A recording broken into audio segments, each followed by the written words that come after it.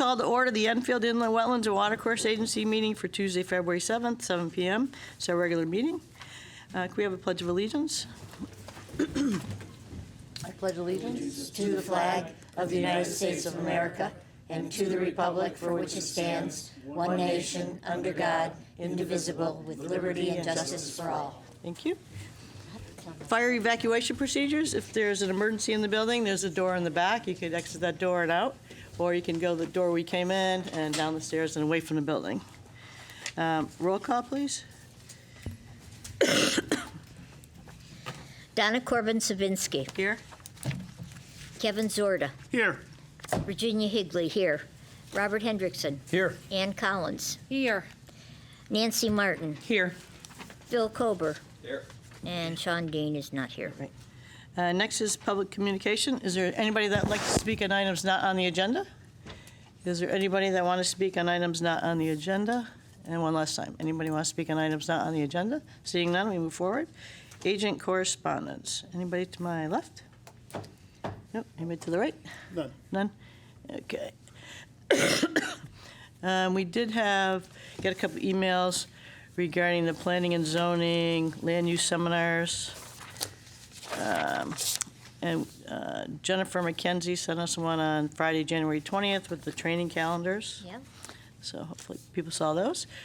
We also received from Kenzie Lee on February 3rd, the meeting and agenda minutes for the boards and commissions, and it talks about the freedom of information. And that would be that for that. Next, we have approval of minutes from January 3rd. So moved. I moved to approve the minutes of the January 31st special meeting. Second. January 3rd. Oh, what are you going to do? We're doing That's the January 3rd. regular meeting. Yeah. That wasn't the Oh, meeting January. first. 3rd, yeah. January 3rd. Regular meeting, sorry. And we have a second? Second. Yeah. Roll call, please. Donna Corbin-Savinsky. Yes. Kevin Zorda. Abstain. Virginia Higley, yes. Robert Hendrickson. Yes. Ann Collins. Abstain. Nancy Martin. Yes. Phil Kober. Yes. Five in favor, 2 abstain, motion passes. Now we have the January 31st, our special meeting. It was a Zoom meeting. I move to approve the special meeting of January 31st. Second. Okay, any discussion? A roll call, please. Donna Corbin-Savinsky. Yes. Kevin Zorda. Yes. Virginia Higley, yes. Robert Hendrickson. Yes. Ann Collins. Abstain. Nancy Martin. Yes. Phil Kober. Okay, 5 in favor, 2 abstain, motion passes. We did receive a town attorney report dated January 25th with items that are in litigation. Next, there's no continued public hearings. And now we have new public hearings. IW 675, 29 Moody Road, application for a wetland permit for the constructions of a 19,800 square foot building associated with a parking lot and stormwater management system. 29 Moody Road, LLC, applicant owner, map 75, lot 35, I-1 zone. Okay, so let me go over a couple rules here.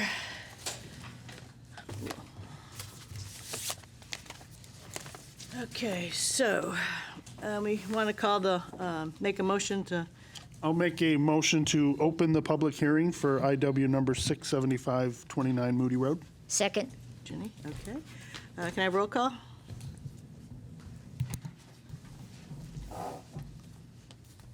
Donna Corbin-Savinsky. Yes. Kevin Zorda. Yes. Virginia Higley, yes. Robert Hendrickson. Yes. Ann Collins. Yes. Nancy Martin. Yes. Phil Kober. 7 in favor, motion passes.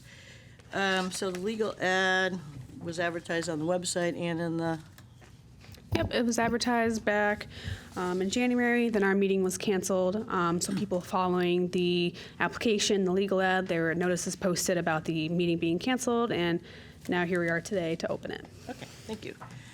So some brief rules. So the applicants will give their name and address for the record and then give statements about the application. Afterwards, the agents and staff may ask questions and make comments. We'll then hear statements from the public only regarding items on the topic of the public hearing and areas of concern for the inland wetlands. Please do not bring up any items related to other agencies such as P&Z or conservation or any of the other ones. It's only on inland and wetlands rules and regulations. All those wishing to speak should sign up from the sign-up sheet. I see we have 3 people. When we call on you to come forward, please state your name and address for the record. Everyone will have 5 minutes to begin with, and then if we need a second round or third round, whatever, it'll be 3 minutes each. If at any time the meeting becomes unruly or unmanageable, then I will call a recess and we will not continue the meeting until a later time. The statement, and if we have any emails or statements from the public, they are only for the purpose to be considered in deliberations of the meetings. There's no back and forth. We will then hear statements from the applicant to address any concerns from the public. Prior to the meeting, the applicants had to provide the notices for the abutting communities, which they did? Okay, Yes, they did, via certified mail. thank you. So the applicants are at the table. If you can give your name and address for the record, that'd be great. Good evening. Hi. My name's Tim Kuhn. I'm a professional engineer with J.R. Russo and Associates out of East Windsor, here tonight representing the applicant, 29 Moody Road LLC. Several of the representatives are sitting behind me. Along beside me here is George Logan, our soil scientist for the project. The site is located at 29 Moody Road, which is on the north side of Moody Road. So this exhibit up here, when I say north, north is the left-hand side of the page, okay? Just so we could fit it all on one sheet. The site is a 4.7-acre parcel zoned industrial. It is indeed abutted by industrial uses to the east, west, and south, and to the north, it is actually Freshwater Brook, which is the northern property boundary. The lot is currently vacant. However, it has historically been mined for sand, which I believe is presented in George's report, and he may expand on that a little later. George did do the wetland delineation out here. The wetland delineation, it's kind of difficult to tell, but it's the blue line. The interior blue line is the wetland, and the exterior dashed blue line is the upland review area. What is being proposed is a 19,800 square foot building, which will house up to 11 tenants. There are no current tenants under contract at this time, so we do not have specific tenants yet. However, we did submit, for the record, a narrative description of potential uses, which are allowed in this zone under the zoning regulations. These include light manufacturing and assembly, warehousing and storage, packaging, distribution of goods, wholesale warehousing and distribution, and storage, service, and workshops, like contractor workshops. You will note on that list that we are strictly restricting uses that would use or store hazardous materials. Really, we don't want anything like that on this site, and we've put those restrictions in our uses to minimize the potential impact to any environment. The building will face to the west with a line of overhead doors. It'll be accessed through that western side. It has an accessible drive aisle, and then parking on the opposite side of on the western side of the drive aisle. There are 2 20-foot fire lanes located on the north and south end of the building, which were a recent requirement from the fire marshal that we had to modify our prior plan to include those. The building will be served by public water, sewer, and natural gas, all available in the street, and an on-site stormwater management system. The stormwater management system will consist of a series of catch basins and piping to collect and divert the runoff to an on-site stormwater infiltration basin, which is the yellow basin located north of the building. Excuse me. The last catch basin in line will be equipped with an oil trap hood to remove oils and floatables. The basin has been designed in accordance with the Connecticut Water Quality Manual to provide treatment, groundwater recharge, and mitigate the increase in peak runoff from the impervious coverage. The majority of the runoff will actually be infiltrated back into the ground. However, there will be an overflow outlet from our basin, into one of our wetland creation areas. The wetland creation areas and the wetland mitigation is the magenta color. So it will have an overflow to the one to the north. It will also have an underdrain underneath it, so to add an additional measure to provide wet or water to that wetland mitigation area. So the underdrain and the overflow will feed that creation area. A drainage report was submitted and reviewed and approved by your town engineer. There will be a dumpster located on a concrete pad at the north end of the parking lot. This will be in a fenced enclosure, and the pad will be sloped into the parking lot, so if there's any leaks or anything from that dumpster, it will be captured and go through our stormwater treatment system to prevent any direct discharge into any wetlands. Due to the grade change, and there's a pretty good grade change from the site from the east side to the west side, we are showing retaining walls. There's a large retaining wall along the western side in the northwestern corner of the parking lot, and there's a second retaining wall located on the northern side of the building north of the fire lane. These retaining walls were implemented into the plan in order to reduce our wetland impacts, so we didn't have to grade additionally into the wetlands. We will provide lighting by a series of wall packs on the building, as well as 6 pole-mounted lights along the western edge of the parking lot and the access drive. These are all LED, full cutoff, and that's more of a zoning issue, but we're putting that as well. On the plans, you will note that we have designated snow storage areas, which are located up on the southern ends of the parking lot in this area and down here.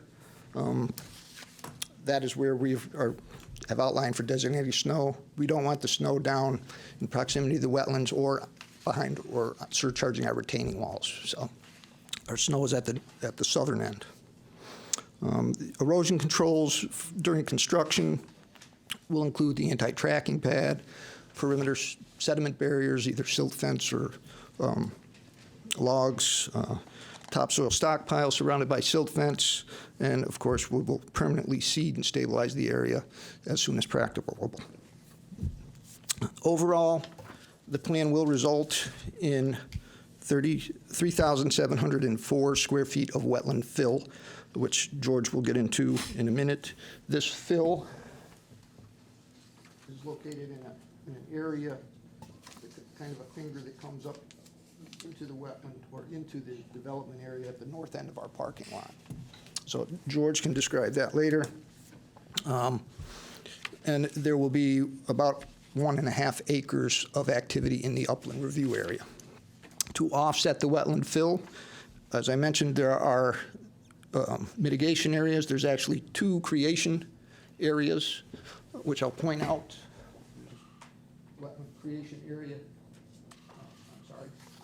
This is a wetland enhancement area. This is an existing isolated wetland, and we're going to extend that, have a wetland creation area number 1 to the north of that, the second wetland creation area to the north of our infiltration basin, and then we're going to have an upland enhancement to create a moist meadow beyond that to the north. So at this time, I will turn it over to George, and he can discuss the existing wetlands at the site and our proposed mitigation.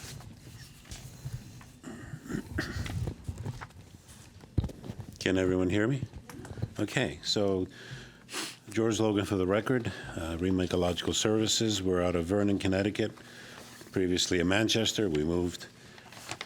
Just for the record, I'm a certified soil scientist, also a professional wetland scientist, certified senior ecologist through the Ecological Society of America, and also wildlife biologist, and I've been in this field for about 35 years. The first item that I want to bring out is always the wetland delineations. For that, there was a report with a December 2nd, 2002 date. That was the early report, and that basically describes the soil types on the property. As has already been said once, and you'll probably hear it a couple more times, the majority of the site has been disturbed. Its soils have been disturbed through excavation. I did provide some aerial photographs in my second report that I'll talk about that show that. Most of that activity happened 1970 and on. So there are some undisturbed soils, but those are usually at the edges of the property. And so, as my report will say, we do have some marly well-drained ingress in some spots closer to the existing wetlands by Freshwater Brook. We have a little bit of Agawam sandy loam, very little, and very little Windsor loamy fine sand. The reason I put those there is because those were the original soils. So you had kind of an idea of what was there already. For wetland soils, and obviously the upland soils now would be mapped as eutherthins or urban land. It's because of what the federal government says. They've figured out that there was a lot of disturbance in the general area, so that's the mapping unit. You will see that in the web soil survey, which is part of that report, the 307. As far as wetlands, Freshwater Brook itself, major riparian corridor here in town, that has floodplain-derived soils. So ripplewalms are the soils that they say are down there, and I would probably think there's probably some secos too, maybe a little off-site. Those are the not just the poorly drained ripplewalms, but the very poorly drained secos. But the majority of the soils, with the exception of what's at the bottom of the hill in the far north, as you're coming down, are aquents, which is the disturbed wetland soils. In that report, I do have a figure A. I don't know if you have that in front of you. It kind of shows you roughly, that's obviously not survey quality, it's just my rendition of what I saw out there. And you'll see several series of wetland flags. The ones that the easiest one is the isolated one that's B1 to B8. That's the B wetland. And then you see a lot of A's. And so in my report, my secondary report, I'll talk in a while, I've made a differentiation based on the actual flag series. So from here to there, this is this wetland, and from here to there is this other wetland. But I'll explain that in a moment. So that's the soil delineation was done in accordance with the Wetlands Act. Poorly drained, very poorly drained, and alluvial soils are all on the site. A second report is obviously based because of the public hearing, when usually you have a more robust report. This is dated January 30th, 2023, called Wetlands Assessment, Summary of Findings. It summarizes some of the conditions on site, gives a little more information on the wetland characterization. It's, things like what do we see there for species, what the hydrologic regime might be. And so the way that I split it up is the wetland A1A is the Freshwater Brook riparian corridor. And then as you see,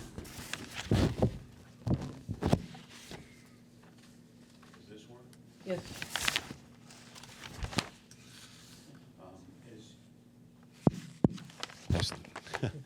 As you see, it comes up.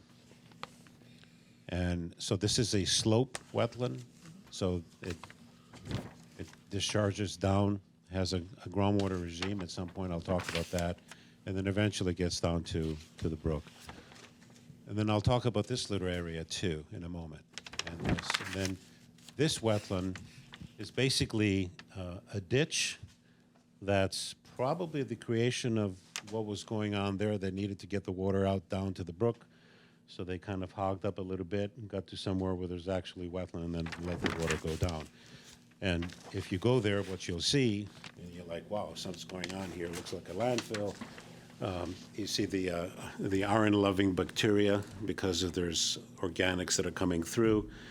The water's not dirty. It's just that it looks like something's going out there because if you have the bacteria that have this orange hue, and it goes all the way down because there's a lot of organics. and those bacteria love organics and wet conditions.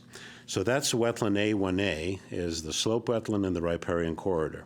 All right, so what can I tell you about wetland 1A, which is the slope wetland, is that the top, and I put that in the report, the top, say, the zone near the top, probably somewhere in the area of 20 to 25 feet. I called out a contour, might be a little less, a little more in certain spots. Excuse me for a minute. Could we turn that a little bit? I don't think the audience can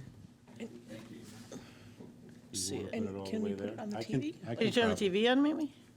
The TV? I just realized, because I was looking to see if the TV I was looked too. Hey, Alex, do you think we could turn the TVs on real quick? Yeah, because the audience can't see that.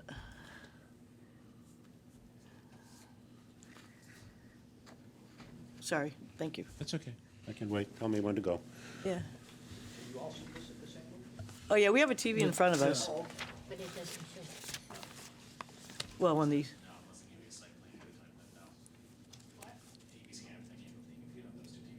you can't get the feed on those TVs? Okay.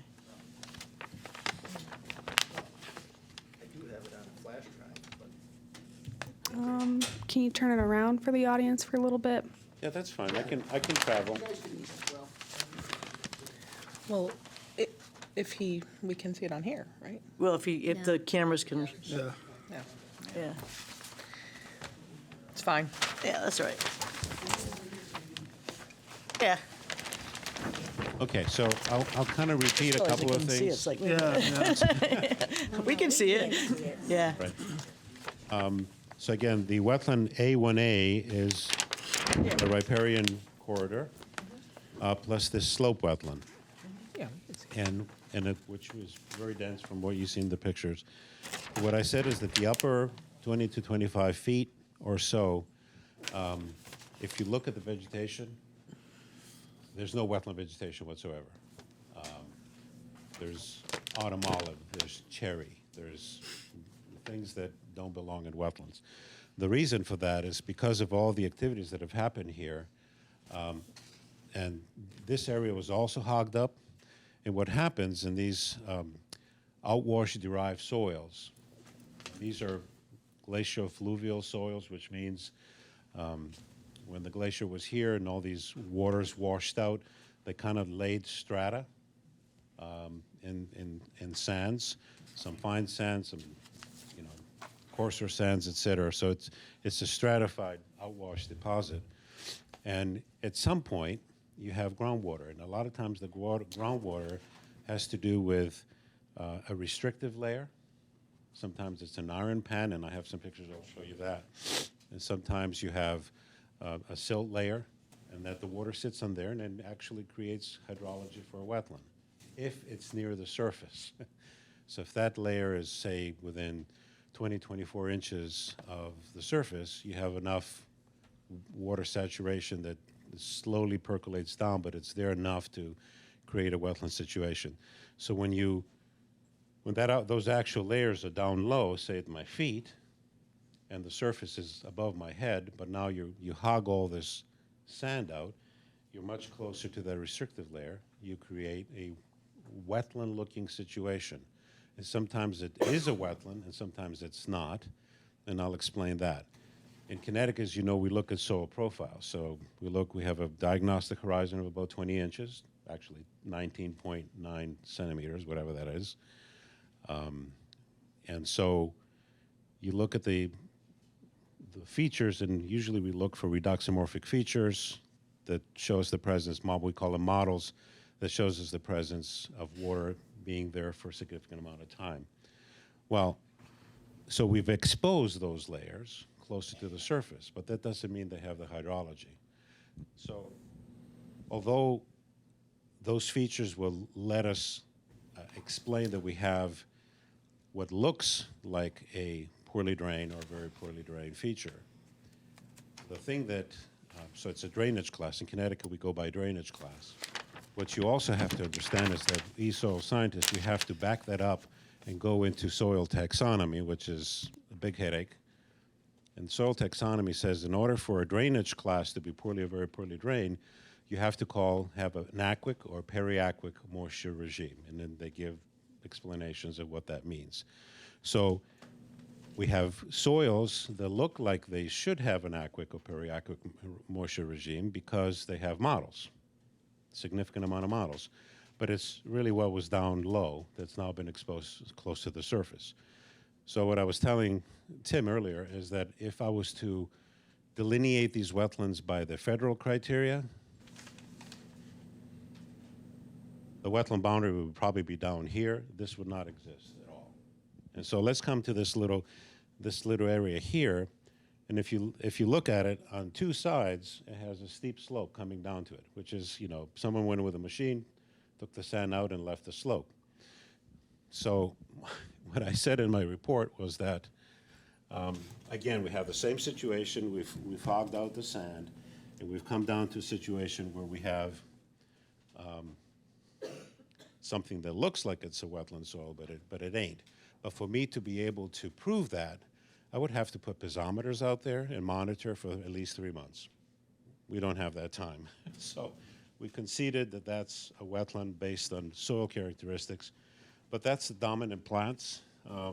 Well, some of them, not all of them. We have some goldenrods and things like that. But what you see there is common dewberry, which is an upland plant, and poison ivy, which is an upland plant. Well, it likes moisture, but it's an upland plant.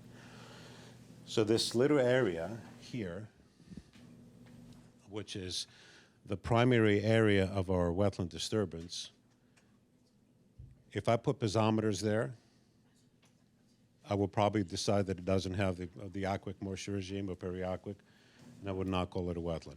But even today, if I was to delineate that for the federal criteria, I wouldn't delineate it at all because it doesn't have the obvious hydrology and it doesn't have the plants. So I wanted to explain that to see that we have a sort of an artificial construct because of what's happened here in this site before, where the actual wetland that we're disturbing is really technically not really a wetland, but by state law, unless we did extraordinary things, we can't prove that, so we have to go and call it a wetland. This little isolated thing is okay. It does have, because it's isolated and it keeps some water in there, it does have the hydrology. Certainly this does. Certainly from about contour 140 and down, we start getting the hydrology, and of course the freshwater stream is quite wet, as you see from the photos. The second photo that I have that you pass along is that zone that I said that has the upper portion of that slope wetland that has the autumn olive.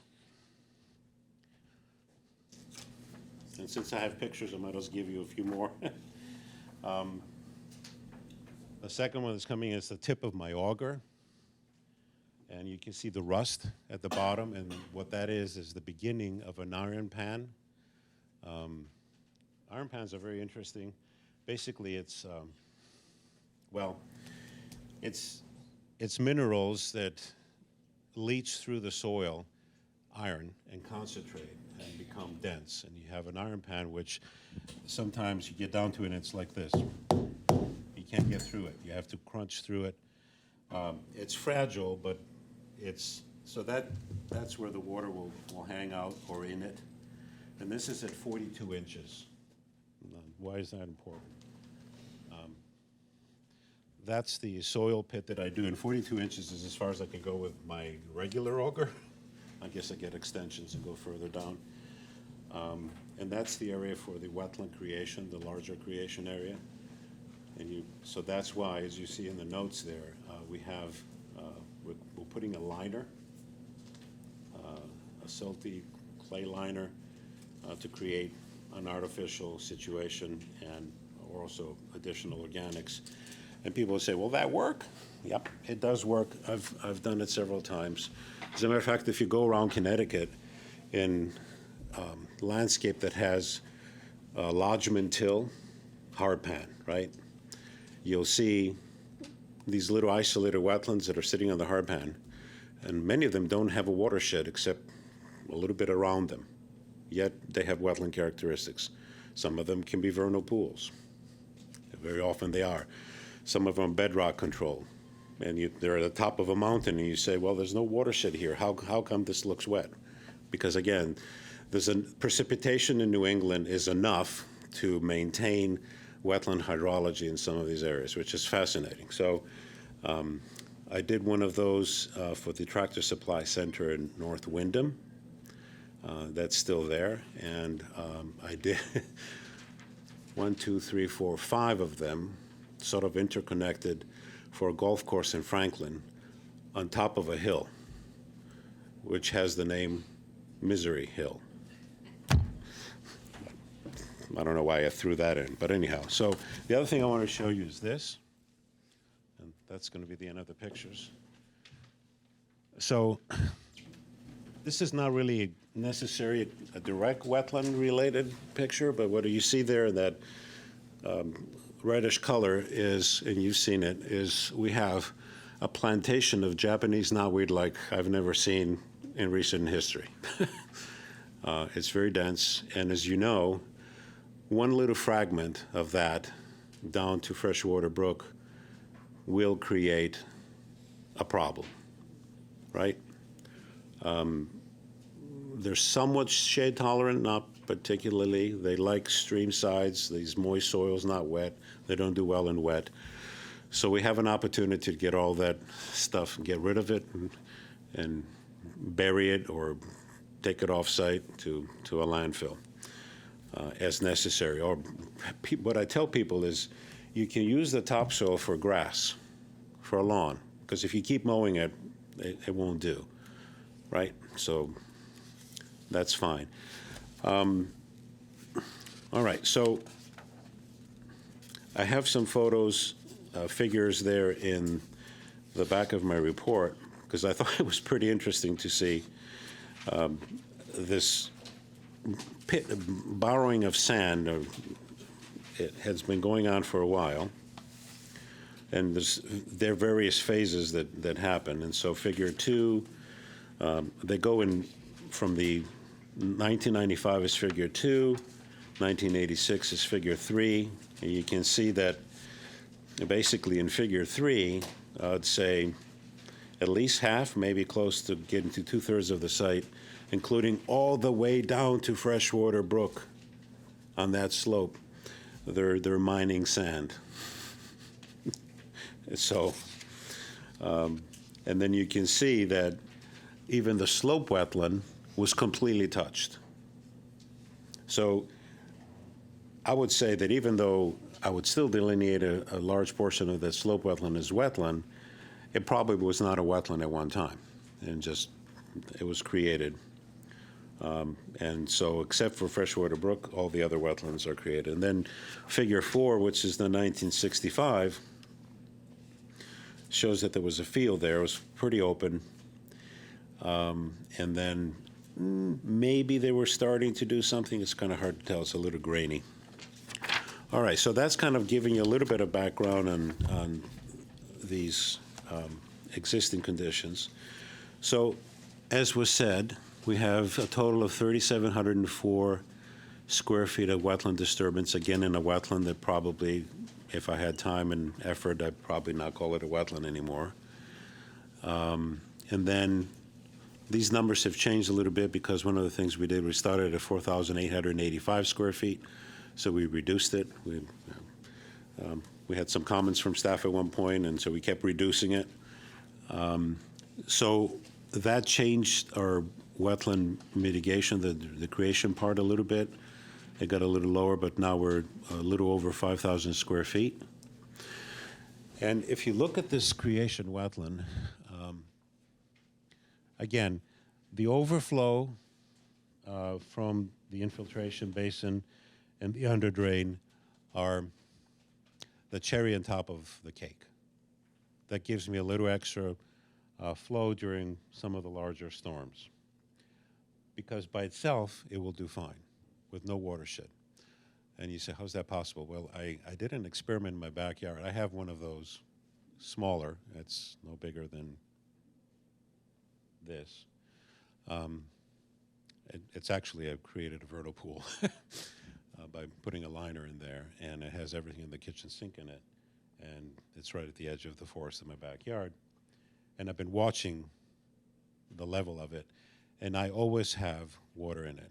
Even during, we had a sort of almost a drought in where we were, and I still had water in it, and everyone was happy, especially the green frogs. So we have this here, and you can see there's a little sump. So even if this kind of dries a little bit, becomes saturated, I still have a little area. And my thought is here that we have some forests around. I wouldn't be surprised if this becomes an amphibian breeding area, because we'll have a semi-permanent water source here. These not so much. These are just, we're creating wetlands. We're kind of getting all these things together, sort of, as you see.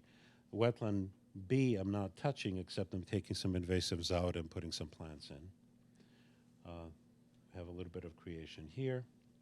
This, I know it looks the same color as that, but that's not a wetland. That's a moist meadow. I wanted to have something next to the wetland that kind of complements it, because as you know, everything that's green here, especially in the upland, is replete with invasive species. You have tree of heaven, you have black locusts, and the list goes on. We're not going to be taking all those out because we're so close to the brook that will be a mess. But I thought if we do this and then we have a maintenance program for these things, what I did in here is I have seed mixes that I'm putting together, and I'll pass those along, and you'll see there's 4 of them. 2 of them are in the tables that are in the plans. 2 of them are mentioned here, and I'll spell them out. They include, okay, so and these are all ones that you're all familiar with. We have, did I miss one? Oh, here it is. So everyone knows the New England wet mix. $135 per pound. It goes a long way. So that's going to be our main wet mix. And then we have one that's a little cheaper, has a little different stuff, and that's the New England Erosion Control Restoration mix for detention basins and moist sites. Some of that will end up probably in some of this. I'm sorry. Is this not working? Yeah, I think something's wrong. Try that one. Hello? Oh, that's better. Battery issue. So again, this is another one that's for detention basins and moist sites, so you have that. And then you have what's called the New England Conservation Wildlife Mix, and that's up on the slopes a little bit. And we're going to mix that with this, which is the New England Wildflower Mix, and that's going to go in that little wet, moist meadow that I'm talking about. So that's a 1-to-1 mix. So I'll give those to you if you'd like. I have 2 copies of each. And let me wrap things up for you here, and then there might be some questions. These are the typical things that you've heard from me before. So when we look at potential wetland impacts, as the various court cases in the state tells us, we look at physical impacts to wetland resources and watercourse resource, I guess. So the first thing we look at is direct wetland and watercourse impacts, and I told you we have that 3704 square feet. I've told you that as far as the functionality of what we're taking out, there's very little functionality as far as the wetland habitat is concerned. So if you look at my functional value analysis, what I've done is I've looked at wetland A1A, which is the slope and the freshwater brook, and you can see all the principal functions that system has. Obviously, I'm looking upstream, I'm looking downstream also, and I'm destroying the microphone. And then wetland A, and wetland A is the one that we're taking. You see that I have really no functions except I have a little bit of present sediment, toxic, and pathogen retention. I have a little bit of nutrient removal transformation. I have a little bit of wildlife habitat, but it's minimal, really. And then what I did is I showed you the potential wetland creation enhancement. That's the last table, the last column on the table, give you an idea, again, this is professional opinion, of what we're gaining. We're gaining some things. We're gaining some, again, I'm not going to call any of these principal functions, but if you compare the two columns, you see we're getting some yeses for some functions are popping up. I would say visual aesthetics. I know it's subjective, but yes, I would say that. Wildlife habitat, yes. Aquatic habitat, yes, because we have a semi-permanent pool there, and some of the others there. And I think they're going to be there at a greater degree. So again, back to the potential impacts. The second thing we look at for potential physical impacts is, are we doing any alteration of wetland hydrology and stream flow? And the answer is no. One of the major things that's good, even if we can argue that the slope wetland, especially the top part, has no wetland hydrology, as you go down it does. And so look at where the infiltration basin is. So putting all that water is going to express itself and continue to maintain the hydrology of that wetland. I'm thinking it's going to get wetter closer to the, so we might actually enhance the hydrology of that wetland, which is not a bad thing.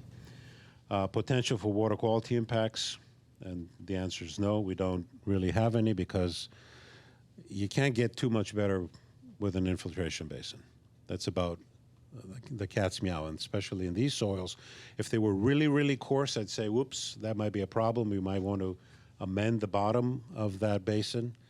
But again, you have those layers and you have infiltration that's within the recommended standards, which is between 0.5 feet per day? Sounds right. Per hour. Sorry, 0.5 feet per, I'm going to feet, 0.45 inches per hour, all the way to 3 inches per hour. So we're within that range. So the bottom line is, if you look at what we're losing and what we're gaining, I think we're going to have a modicum of an enhancement as far as functions and values in the post-development phase, in my professional opinion. So I'll keep it at that and see if you have any questions now or later. I think this gentleman has a few more things to say. Thank you. All right. We did submit an alternatives analysis along with our application, and in that we do go through the progression, because, you know, the development of a site plan is a progression. And the initial plan, which we put together over a year ago, and the applicant met with town staff to discuss, actually was a much larger building, 34,200 square feet, which would hold 19 spaces, along with a 51-space parking lot. And that concept would have had an approximately 31,000 square foot disturbance in the wetland area. So we've obviously cut back, and the plan that was submitted with our initial application was the 19-unit, 34,200, I'm sorry, we reduced it from the 19-unit to an 11-unit, 19,800 square foot building with 33 parking spaces. And in addition, we added the retaining walls to that plan in order to further reduce any wetland impacts. And at that stage, we had a permanent fill associated with the plan of 4,885 square feet. Subsequently, we've reduced a couple of parking spaces, shifted the access road, which goes down to our stormwater management basin. And again, we had another slight reduction down to 3,807 square feet. And that led us to our current plan, which we kind of extended some retaining walls, which again resulted in another reduction, and we're down to where we are today, which is the 3,704 square feet of wetland disturbance. Now, I would like to bring up some of the recommendations from Georgie's memo, because I know one of the things that she talked about in her memo was the potential to reduce a couple of other parking spaces. And in order to do that, she suggests that we take the parking requirement and utilize a warehouse distribution parking requirement rather than the light industrial, which is what we've used for the development of this plan. And as I mentioned, we don't have tenants lined up for this. So we want to have flexibility to use whatever uses that the tenants wants to come. We want to have flexibility to increase our ability to rent this facility. Currently, we're showing 29 spaces, and if we use the warehouse use and eliminate, she actually recommends 2 additional spaces, then we're kind of married to that warehouse use for one of our tenants. And it could be in the future that another light industrial tenant shows up, and we might have to turn them away because we don't have enough parking. Therefore, we really want to keep the maximum amount of parking that we can, just to increase our potential to lease the entire facility and maximize our potential for leasing it. I'd also like to point out that the relocation of or the elimination of the 2 spaces and shifting of the dumpster pad area into where those spaces were really doesn't move the dumpster further away from the wetland, because the wetland kind of wraps around the wall. So where those parking spaces is actually closer to the wetland where the dumpster currently is located, which was one of the points. I also want to point out that which I made the point earlier, the dumpster pad is going to be sloped so that anything that drips or anything on that pad comes into our parking lot. That's going to be the case regardless of where that dumpster pad is located. So wherever, it doesn't matter where the dumpster pad's located with that regard, because it's going to be collected and run through our oil trap hood and treated with our stormwater management system before there's any discharge anywhere. Okay. And also, if we do eliminate those spaces in order to shift the dumpster pad, it really doesn't have any impact on our direct wetland disturbance. We'll still end up with the 3,704 square feet of wetland fill, because that's more associated with the retaining walls and the road that goes down to our infiltration basin than necessarily those parking spaces. So I wanted to point that out. I know she also made a recommendation about potentially shifting the building 5 feet to the south, to line up the south end of the building with the building line. And unfortunately, we can't do that because the fire marshal is requiring the 20-foot fire lane there, and there's a required setback of 10 feet from that pavement to the property line. So if we moved the building to the building line, we'd be moving our pavement inside of that setback. So we can't do that as well. Okay. So just in conclusion, we do believe that the plan that we have presented with our mitigation is the most feasible and prudent alternative for the development. And as George mentioned, that will actually, we hope, increase the overall functions and values of the site marginally. So we would hope that you would approve our application this evening. We'd be happy to take any questions you have at this point.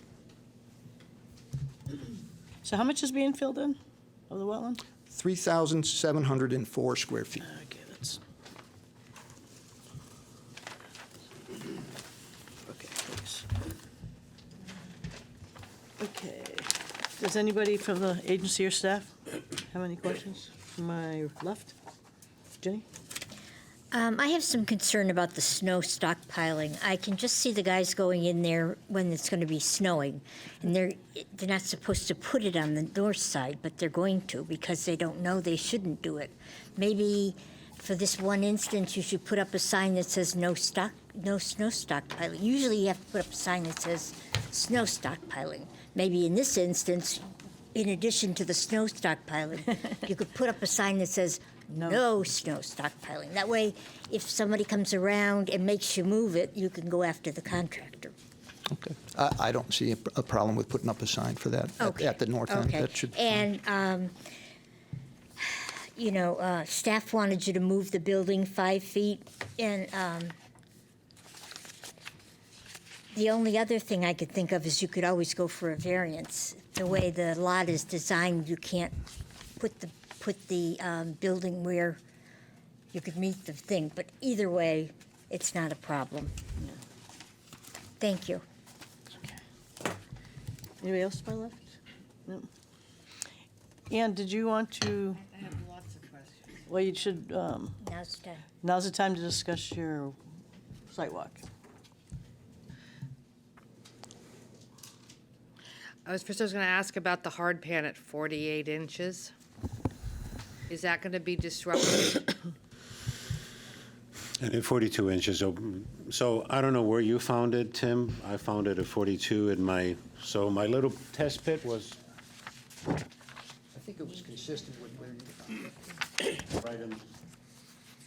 right in the middle of the creation area. So that's why I had to come up and say, okay, we got to line this up. So, yeah, so it's not a hard pan, it's an iron pan, at least in that area.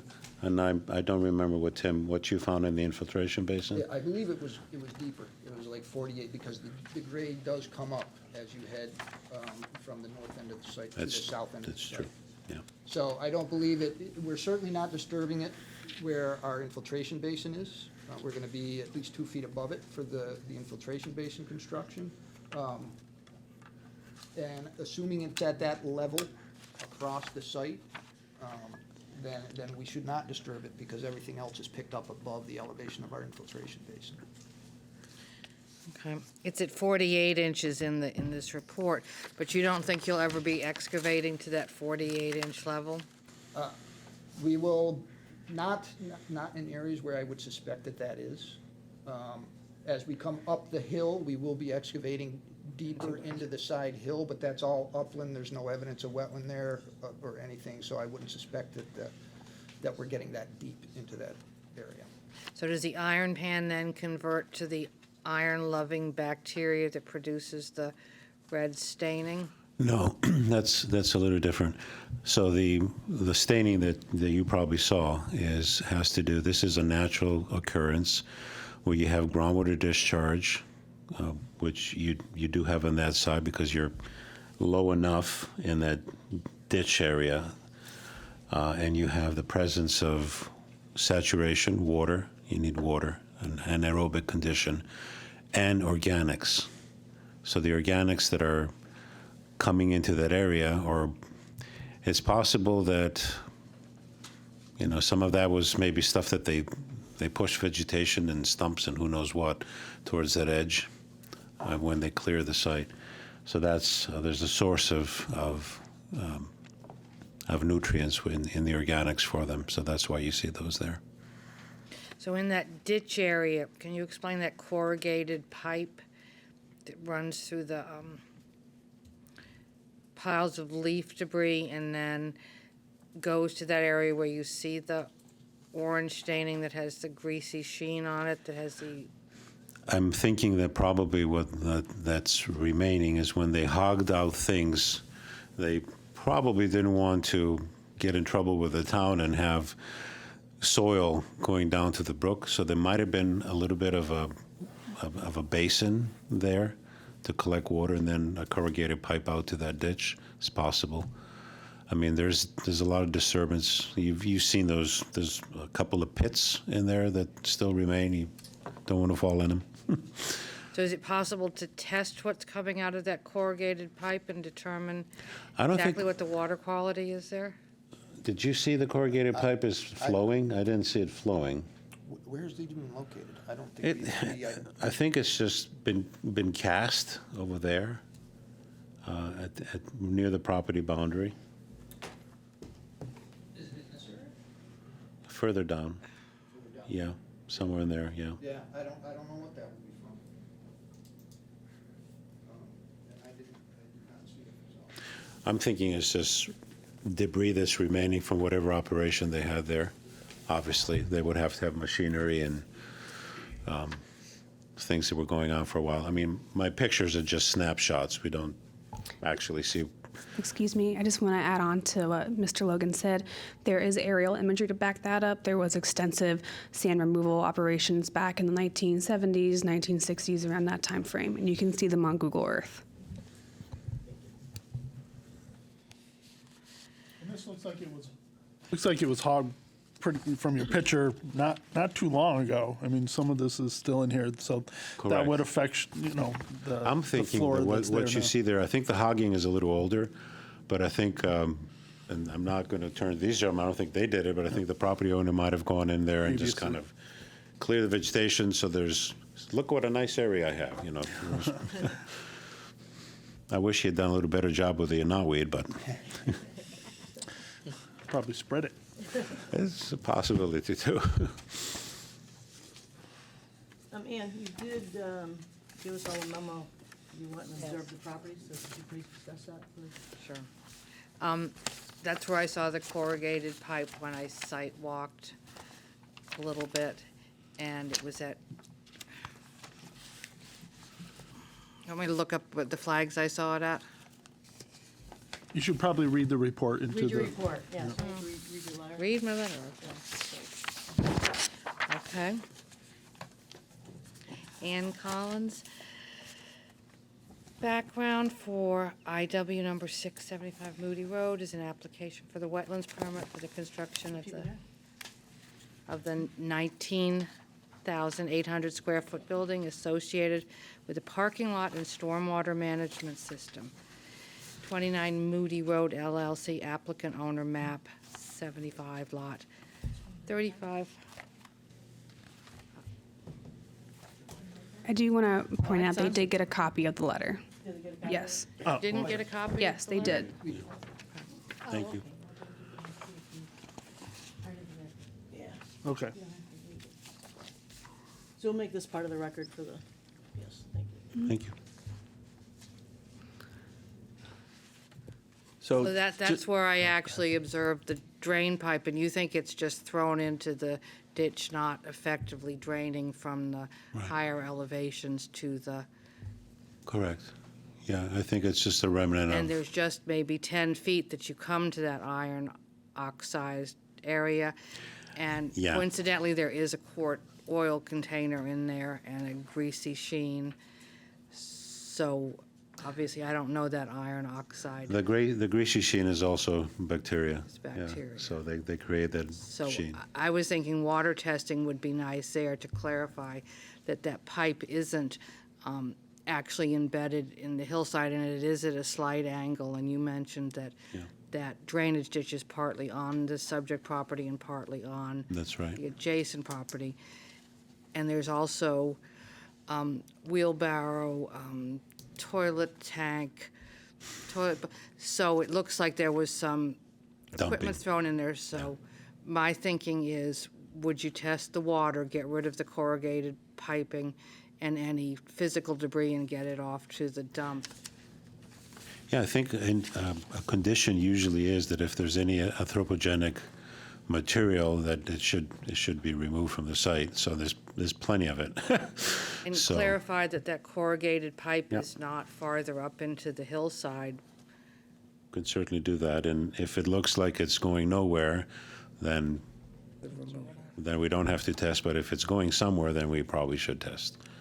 And I accept your explanation that it's the iron-loving bacteria. Yeah, honestly, I wasn't even honing into that because I know I remember seeing it, and I thought I'd mention it in case someone had looked at it, because I've had a lot of people go, what's that? This is contaminated. Nope, not necessarily.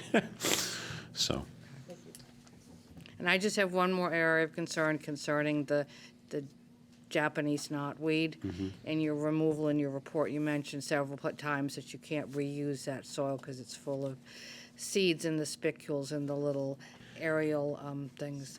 So if you leave that tangle of that same vegetation on the west side of the property, it blows in the wind and it's going to go right back up to your nice managed areas. yeah, so one of the things we've done with Japanese knotweed, so thankfully it doesn't go further into the site. It's just that front portion for the most part. Is you strip that you basically come and you cut the knotweed so that the mass is down, and then you strip it and you put it in a stockpile and you cover it with plastic. And you know, while other things are going on in the site, you know, if you put it in the sun for, say, a month or so, most of that's going to be killed. And then I would still, this stuff is like super. I'd still either remove it from the site or use that topsoil only in areas that will be maintained as lawn. Because then if any of it pops up, you know, you keep mowing it, it's going to do it away. How about the spicule theory that the little fibers of the That knot, it's that little knot, right? So all you need is one little knot, and it will sprout from that. Right. So it's. and the extensive root system, how would you get rid of that? There's extensive root systems, depending on the soils, depending on how much moisture they need to get. But honestly, if you look at the literature, what they say is that if you really want to get rid of it, and you're not going to do what I'm saying, you have to excavate down to 9 feet. Right. I don't think we're going to be doing that here. So I'd rather do cut, strip, stockpile, cover it with plastic, and then just use in lawn areas, get the rest of it out. Yeah. Okay, is that it then? Anybody to my right? Would you be able to discuss more? So obviously there's significant grading and fill in the site. Just where that fill is coming from. Do you guys, obviously, we just brought up with the knotweed and stuff, you don't necessarily want to use the existing soil. So is there soil coming in or stockpile material? Would you guys be able to go into that? Did I read it's like 1,300 I don't know if I could choose a good yards one or not. going off-site somewhere? No. Yeah. No, Give me the dud. I gave you the dud. Is it on? Yes, I hope. Sounds, Can you hear me? Okay. Yeah, there's going to be a cut. Mostly we're going to be cutting on this side of the site, up in the upland, to use that as fill on this side. But we still will be generating at around 1,200 cubic yards of material, which will have to be exported from the site. So it's going to be an export. We're taking it off. We're not really bringing much in other than the gravel for under the parking lot and the soils that we need for different areas. Okay, so there will be a net export, and then the fill is basically just gravel, no other fill. Yeah, we're not coming bringing in any other different fill, just gravel for under the pavement. The other thing that I'm sorry to interrupt, but the thing that I should have said is most of the knotweed, probably 90+%, is under impervious surface. So if that's why I said we're not going to dig it out. So if there's some left in deeper areas, well, it's covered. It's not going to do anything, even though I'm told it will crack concrete. put extra thickness. Any other questions to my right? No? Georgie, do you have anything? Yes, I do want to go over my staff report really quickly, just Sure. to highlight a few things and correct a few things. First and foremost, it's not that I wanted them to relocate the building near the 25-yard setback, is that I just suggested it as an idea. In our application process, other departmental staff are supposed to comment on the online portal. That way all staff stays up to date on any comments. The comment about the fire marshal for that extra 20 feet I was not aware of. If I were aware of it, I would not have suggested that. Point that out there. The other thing is that a variance wouldn't necessarily be needed for this project just because wetlands do not constitute as a valid hardship for variances. The other thing is, I'm just going to go through it really quickly. In the revised narrative submitted on January 24th, 2023, the use has been summarized to warehousing, distribution, light manufacturing, repairs, storage, and service workshops associated with landscaping and special trade. The uses are rather unclear, and they will need to be summarized a little bit further when going before planning and zoning. So it's not necessarily a wetlands concern, but it will be moving forward for planning and zoning. The Planning and Zoning Commission can modify the requirements for parking based off the applicant's proposal. The other thing is the revised narrative still notes the building size as 60 by 660. This should be revised to the correct building size of 60 by 330. I had recommended a different parking calculation, but as Mr. Kuhn had mentioned, the applicant is kind of offering multiple uses at this site. So I guess depending on how planning and zoning looks at their uses, then it would probably change their parking calculation. But as they also said, even reducing that parking lot by 2 additional spaces wouldn't really result in a further impact. Since the property is over the aquifer protection area, best management practices should be followed for the dumpster, meaning it should have secondary confinement. This is a best management practice in the aquifer protection regulations. The applicant did notify the water company. I had not received any response from Jessica DeMar of Connecticut Water Company, and I did not receive any letter from her or any information about this project. Let's see. The other thing is erosion controls and grading can be seen on sheet 4 of your site plan. Silt fencing is proposed as a sediment barrier around temporary topsoil stockpiles. And it will be starting from the northeastern portion of the site, wrapping around the construction of the proposed stormwater basin area, and continually southerly ending at the entrance of the site, where an anti-tracking pad is proposed for the construction. Silt sacks are proposed for inlet protection as well, and a riprap channel will be installed at the inlet into the stormwater basin to protect the sides and bottoms of the forebay. They are also proposing to mulch and seed disturbed areas, and grading is proposed around the buildings as well to aid in proper stormwater flow.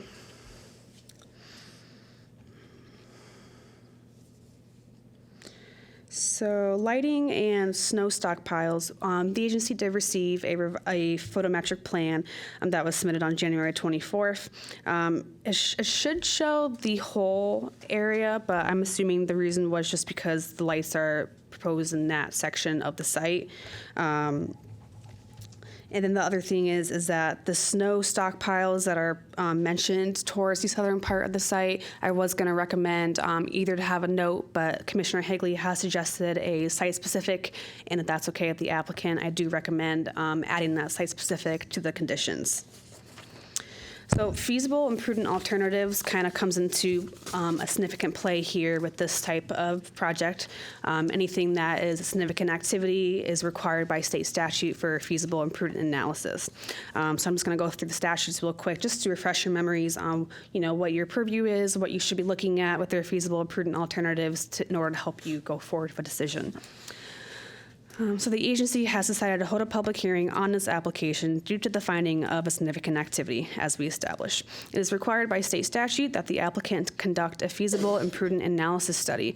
PA 96-157 amended the state statute so it reads now, as in the case of an application which received a public hearing pursuant to A, subsection K of section 22A-39, or B, a finding by the Inland Wetlands Agency that the proposed activity may have a significant impact on wetlands or watercourses. A permit shall not be issued unless the commissioner finds on the basis of the record that a feasible or prudent alternative does not exist. That's the statute.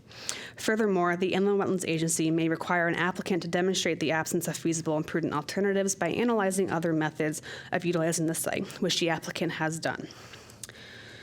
If an applicant fails to discuss feasible and prudent alternatives at the public hearing, the commission may conduct its own analysis of alternatives. However, the burden remains with the applicant to prove that there is no such alternative.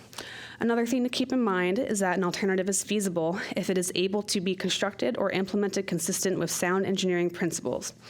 And an alternative is prudent if it is economically and otherwise reasonable in light of the social benefits to be derived from the proposed regulated activity, provided costs may be considered in deciding what is prudent, and further provided a mere showing of expense will not necessarily mean an alternative is imprudent. The applicant had analyze the possibility of reducing the building by 1 additional unit, but that may not prove to be worth their while in the long run. And then we already talked about the reduction of parking. And then we talked about George Logan's wetlands assessment, which he did a great job providing the commission information about all the wetlands mapped on site, provided the agency photos, and that the most important part to take away from that is that Wetland A, which will have most direct impact, has no principal functions or values, and only 3 are present. So just something to keep in mind. As far as the outstanding engineering comment, that was still open at the last meeting date that we had. The applicant has worked with the engineering department, and all comments have been satisfied. The applicant's narrative should be revised to show the correct building size, and it should be noted on the final plan. We talked about that, so no stockpiling. The Enfield Conservation Commission had a recommendation when they reviewed the site plan too. The ornamental pear trees are considered invasive, and they should consider a native tree species instead. It is requested by the Enfield Conservation Commission that they use a different native tree species, such as an eastern redbud, hornbeam, or hawthorns. I did include an additional article of other native tree species that could be considered as replacements for the ornamental pear tree as well. And the last note I have for planning and zoning comments are the architecturals are just missing professional seals, which can be fixed during final plans. So there are about 7 site specifics to go through for this application. I do want to revise number 5. Number 5 states the wetlands mitigation plan on sheet 10 of 10 will be revised to include the correct number of permanent wetland impacts and wetlands creation. I would like to edit that sentence to say the wetlands mitigation plan on sheet 10 of 10 will be updated with the correct number of permanent wetland impacts and wetlands creation. And then an additional site-specific number 7 will be to include no snow stockpiling signage towards the north end of the site. And that is all I have. Thank you.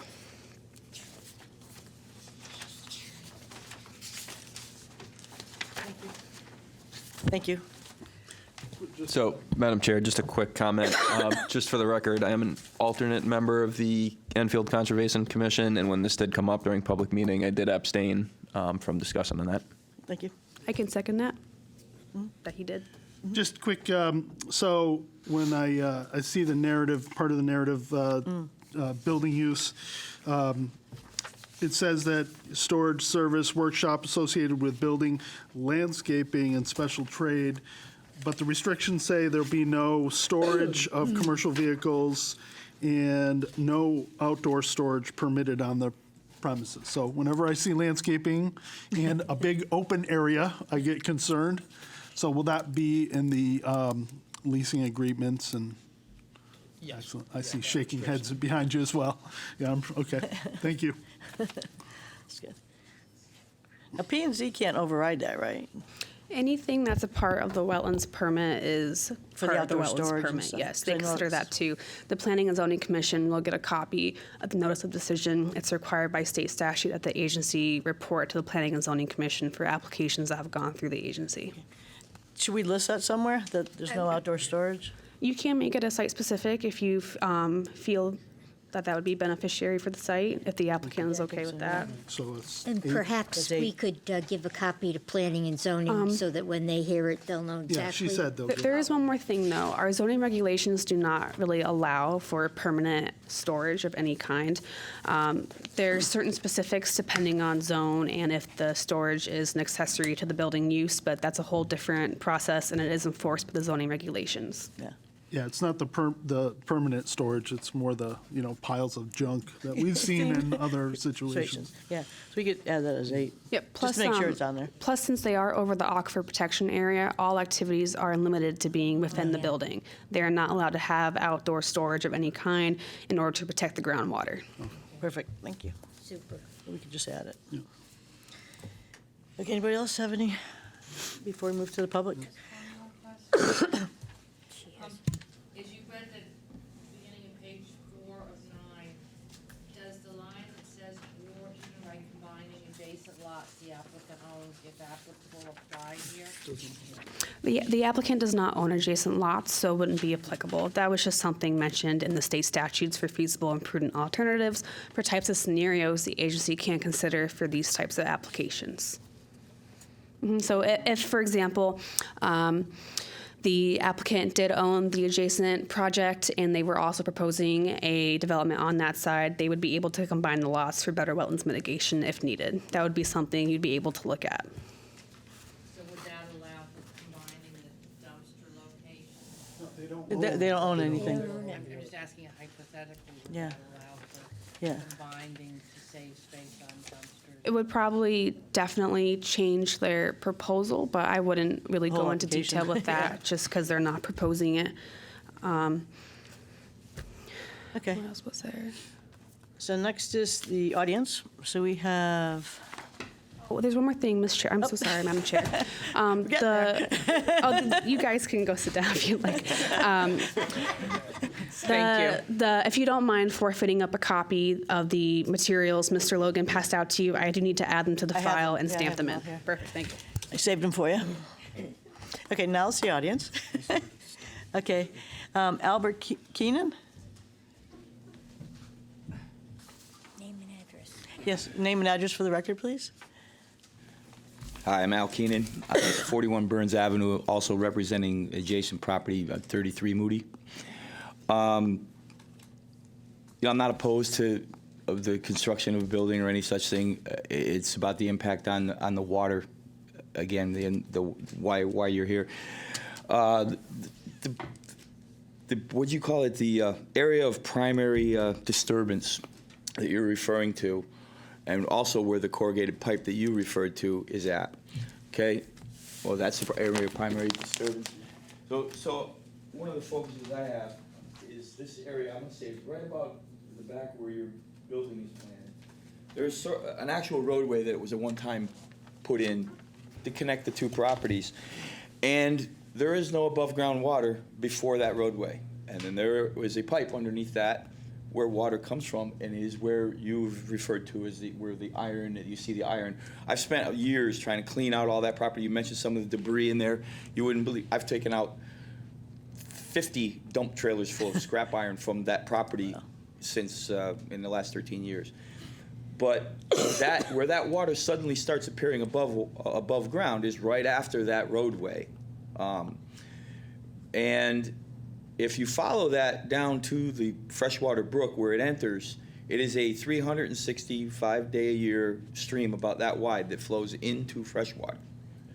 So it's not just standing water or, I don't know what defines wetlands and what doesn't, but I know what that is because I walk it almost every day.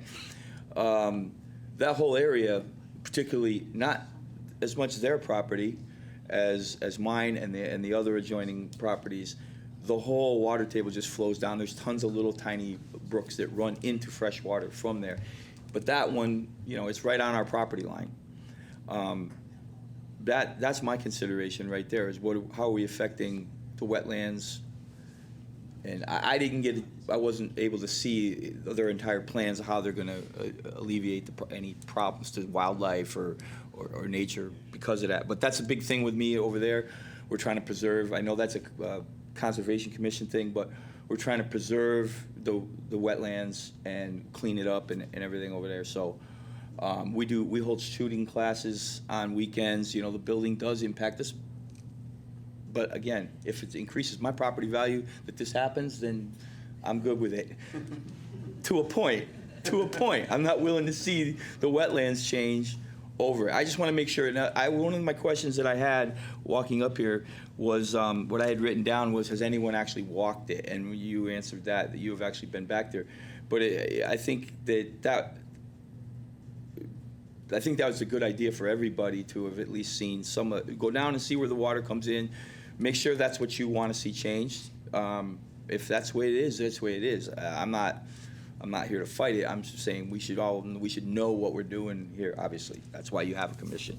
So, I don't know the aqueduct.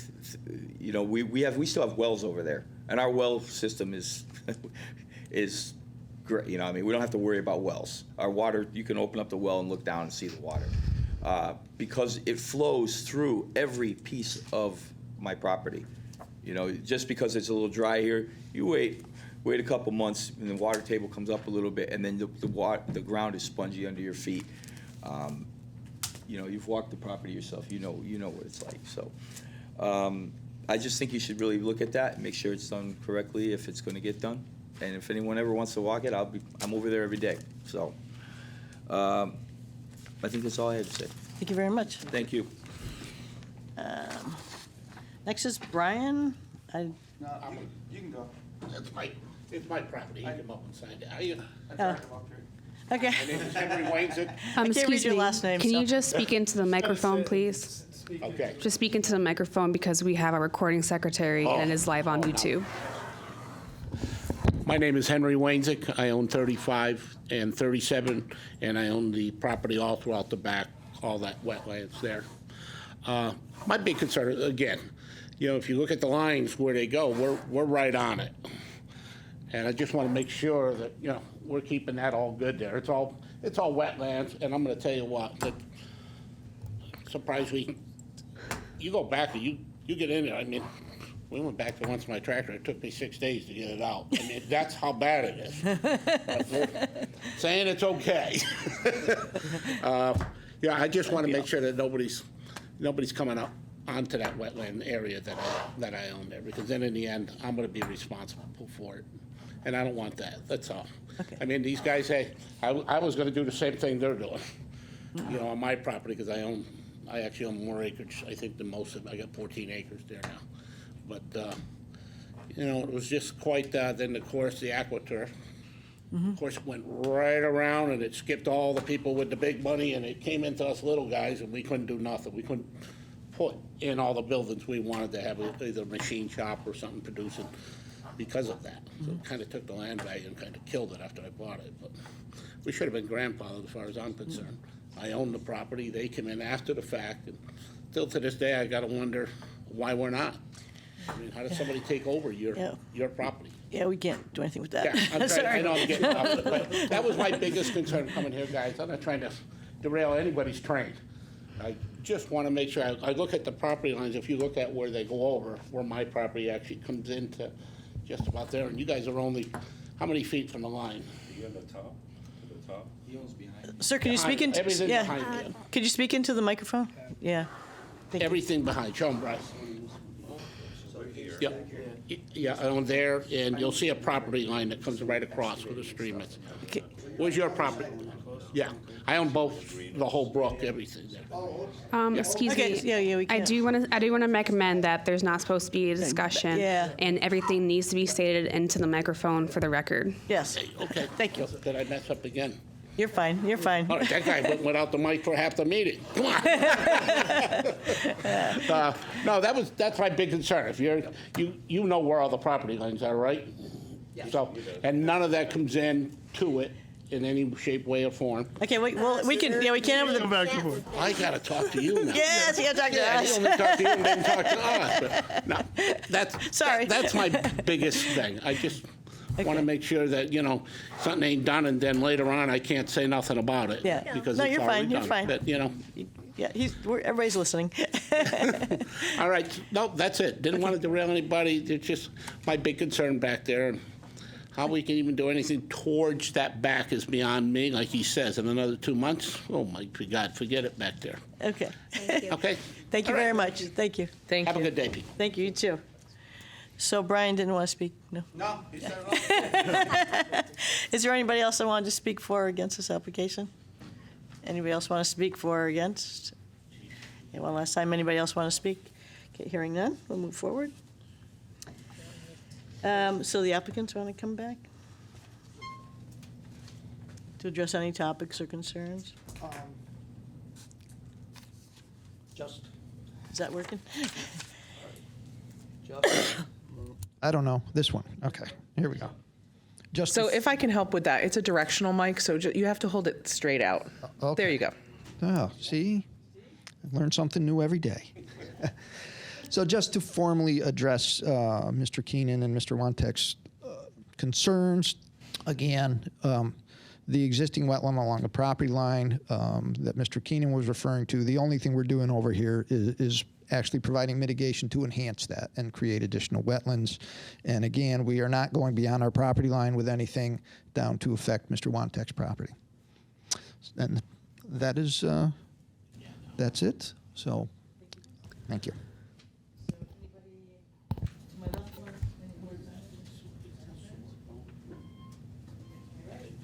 No, I think, but I think it's just to mention, with some of the concerns, all of these documents are available online at the website, and it does describe the wetlands mitigation that they're putting in and all of the species of plants they're putting in. They're all native species. I'm a horticulturist myself, and so they are putting in a ton of native plants that will just enhance the wetlands. So it's going to improve anything on that north side. So the way it's designed, any water that does come down there, it's actually going to be improved Right. more than it is now. Because we go through all the filtrations and that, yeah. So that's good. Just a quick correction, the rendering Mr. Kuhn brought in tonight is not in the file and is not on the website. I do not have a copy of that. If you don't mind emailing me that tomorrow or something, if you can, that'd be great, and I can add it to the file. It's a great rendering, and it should be added.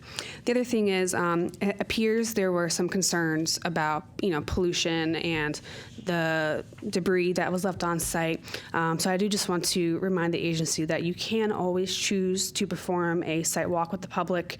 We've done it before, so I just wanted to put that out there, that is an option. Thank you. So is there anybody from the public that would like to speak again? Nope. Okay, seeing none. So, are we close the public hearing? Do we want to continue to another? Yeah, I don't think if anybody has nothing else. Anybody have anything else? All right, I will make a motion to close the public hearing for IW number 67525 Moody Road. Second. Any more discussion? Yep. Seeing none, roll call, please.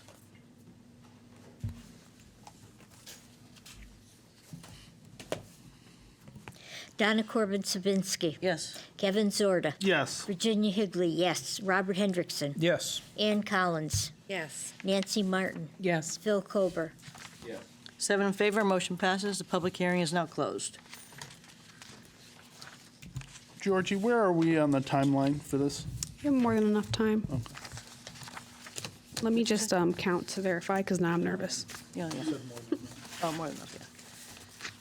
Because it actually started back a meeting ago. Well, we didn't open the public hearing, but If you give me 1 second, I can figure it all out for you. December. So this was received on the first meeting in January, on January 3rd. It was decided to hold a public hearing. The hearing opened today, so you have 35 days to close the public hearing, which you already did. You now have 35 days to make a decision. So you can choose to continue and make a decision at the next meeting, or you can make a decision tonight. But because the public hearing is closed, no new information can be brought to light. right. Okay.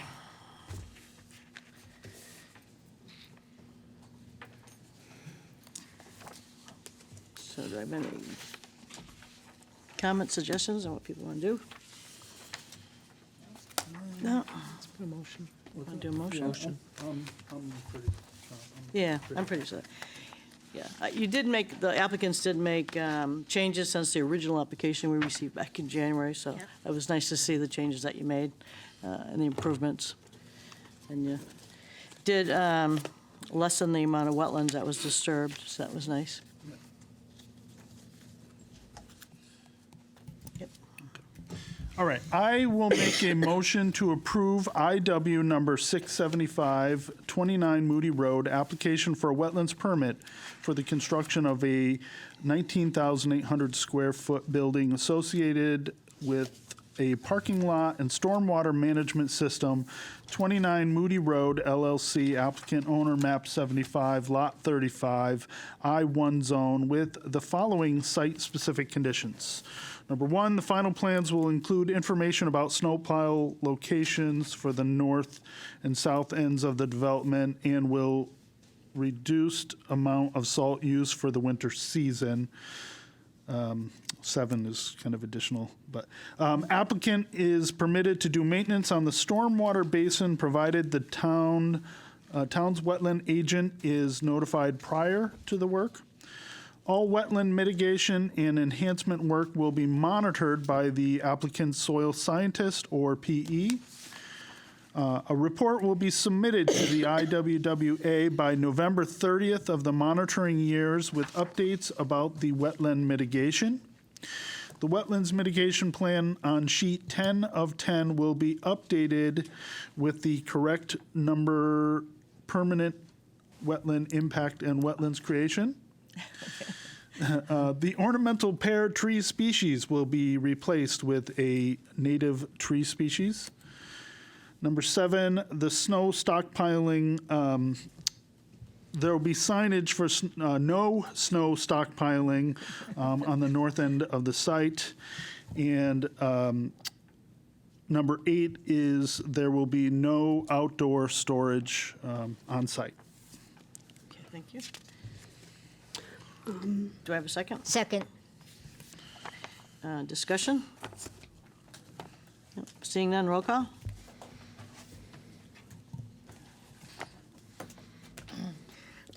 Donna Corbin Sabinski. Yes. Kevin Zorda. Yes. Virginia Higley, yes. Robert Hendrickson. Yes. Ann Collins. No. Nancy Martin. No. Phil Kober. Abstain. Okay, so we have 4 yeses, 2 nos, and 1 abstain. Motion passes. Excuse me, Madam Chair, before you adjourn this application, you do need to state on the record that the agency did not find a feasible and prudent alternative. Right, the agency did not find, Do they need to say why they said no? Yeah, I think. and they do have to say why they said no. Yes, because it's a significant activity application. So you just got to say why you're saying no. No. You have to say. You have to say it why you're saying no. There needs to An be, activity in the wetlands area. And who else said no? Considerable activity in the wetlands area. Okay. And then Oh, he is saying. he abstained, so he's good. So I,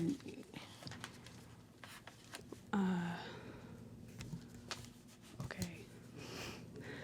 yeah, I'm trying to think. I'm just thinking if we have to be specific or not. But I don't think so. I'm not that far into the court stuff yet, so.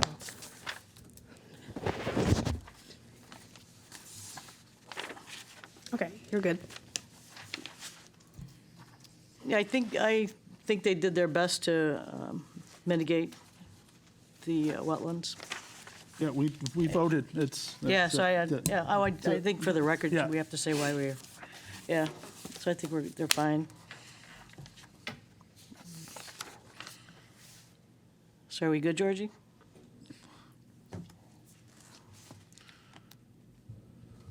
Yes, Yes. just reading the statutes, just to make sure. They're not that easy to read. I can't write well, so.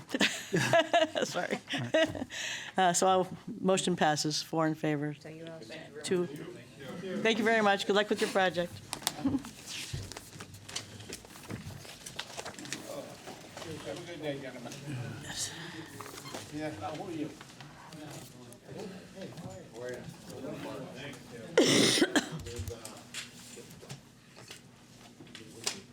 Just a reminder, please take any extra conversations outside the council chambers. The meeting is still in progress. Thank you. Have a good day. See you later, everyone. Thank you for your time. Thank you. for coming. Be good. Okay. Next. You are, just wait. Next is old business, which is none, new business, which is none. There's an enforcement report for 243 Shaker Road, Yankee Casting Company. Yes. Oh, that's you. Come on up.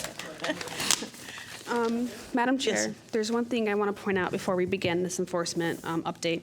On February 1st, 2023, the ZEO did go out to site and he did photograph new silt fencing and hay bales that have been installed by the Yankee Casting, so I'm just going to pass those around so you can see them. What was that date? February 1st. Then just a little background about this real quickly. We had an original site visit on December 8th, 2022. It was me, Lori Ritten, Ray Stever at the building department, Rick Rochelle, and we met with the Yankee Castings folks on site to just discuss about the conditions and their activities there. So basically, Yankee Castings works on engine manufacturing. They have this large sand pile, which has been on site for a long amount of time. During this site visit, we had noticed that their silt fencing had been failing really badly, and it was mentioned it would be repaired within 2 to 3 weeks of this meeting date. A notice of violation was sent to Yankee Castings on January 25th, 2023, because the silt fencing had not been repaired and replaced. So that's why Graham is here tonight to discuss the violation with the agency. And then just state your name and address for the record. So I'm Graham Sales. I am the VP of Engineering over at Yankee Casting. So I want to thank you, one of the, I guess, third generation owners. I'm the first one in there that's not actually a family member, so they decided to throw me at this. So baptism of fire, right? So I just want to address one first thing from Georgine's visit, right? I honestly left that meeting with the kind of, it was the timeline of the expectation. I didn't fully grasp that was the expectation. So we requested at that meeting that we get given some official guidelines. It's kind of one of those things. It's like under new management. Like we definitely want to be compliant. We want to be operating in a socially conscious and environmentally conscious way. And it's tough to do when you're doing heavy industry and next to wetlands, right? So there are definitely some challenges, and there's a little bit of a story and history to this that I don't know how many of you have been around. I definitely wasn't. I was on a different continent when this started, so it's definitely worth understanding the whole kind of story when we talk about this. So I apologize. I left that meeting with the wrong impression. And then when we were kind of planning to do it, we got the information a couple of weeks after from, I think Lori chased it out. We got the actual specs for how to build the silt fencing, what was the expectation, because we wanted to make sure whatever we did would be up to the standard that was expected. And I don't know. I mean, I'm an engineer. Not that kind of engineer though, right? So so we got the specs, and then it was like we were shut, and then we had some hay bales delivered, and we'd started to make that progress in, I guess, the first week of February. And then it was a weird coincidence because we had our final 40-something hay bales delivered. We finished the installation of the silt fence and sent a message to Lori to say, hey, we're done, come do it. And then I opened the mail and got a violation notice. I was like, oh, okay, fair enough, right? So when I spoke to Lori on the phone, it was clear then that we'd misunderstood the intention of the initial site visit. Our intention is to be very transparent. We're one of maybe 7 foundries in the US capable of what we do. And when you really get into it, there's only 3 of us who can make the parts that we make. So we're critical to defense infrastructure. We make parts for all sorts of new programs. We have Army funding that we're trying to secure because we are in that category of critical infrastructure. No, we just quick humor me for 5 minutes and we'll go through the story of where we are with the sand pile, right? So 2018, we originally applied for a permit to install a reclamation system. Okay, so the intention of that, what that system does is it takes our foundry sand. It does 2 things. First, it's a mechanical separation. So basically breaks out all of the pieces of metal and chills and all the other various paraphernalia, right? And then it processes that loose sand, now goes into what's called a thermal reclamation unit, which burns off all the chemical binder. So it's all inert, it's all kind of safe. People handle it with their hands every day, but you can't recycle it because of the chemical reaction that happens gets unbalanced if you're not controlling how much binder there is. So to recycle the sand, you have to thermally process it, put it back in the silo and then recycle it. So 2018, we went on this journey and we dropped $1.5 million into a piece of kit that took, 6 months. And then we crashed straight into COVID and everything stopped, right? So we dropped $1.5 million, had to then make payments on it throughout COVID because it's a loan, we have to pay it. But unfortunately then the kind of our calculations for cash flow and everything else, but were based on, well, we're going to spend X amount on like $13,000 a month on the unit, but we'll save $20,000 a month on sand, right? It's because we can recycle approximately 75 to 80% of the sand. So reasonably, we were expecting when we applied in 2018 that the sand pile's footprint would lessen because we would be able to secondary process, but I'll talk about that in a second. But what happened is we got, the whole world ground to a halt. Everything got bogged down. Supply chains were insane. It was really difficult to get permits through, whether it was from the state, the town, EPA, DEEP, whoever it was who had to get into this project. It took until pretty much, I want to say January before this year, before we broke ground. So we're almost 5 years after. Now, if you work on the fact that we use roughly 23 tons of sand a week. So we added over the course of the project, if you take it from 2019 when we were hoping to be up and running on this, we've added 6.9 million pounds to the pile because we've been trying to get this project across the line to be able to stop that.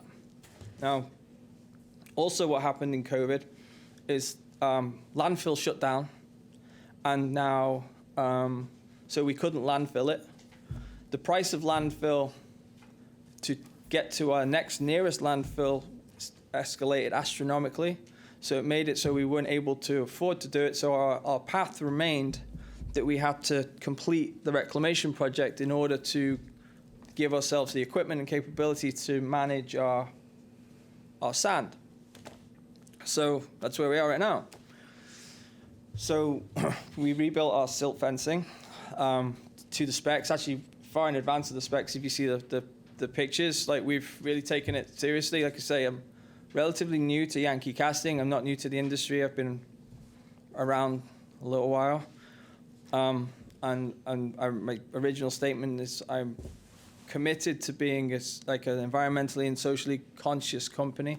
But we have this very difficult and expensive problem to solve where we can't really afford it to do it all in one go. Because if we were to landfill the sand and just get rid of it, $2 million.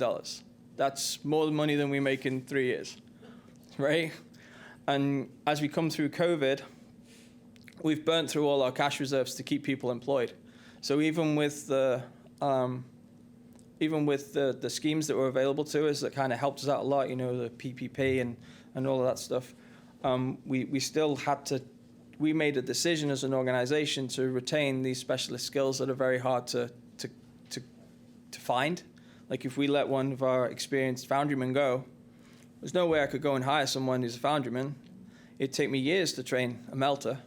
So we made this decision to retain as much of our workforce and really just hammered ourselves as a company to do that.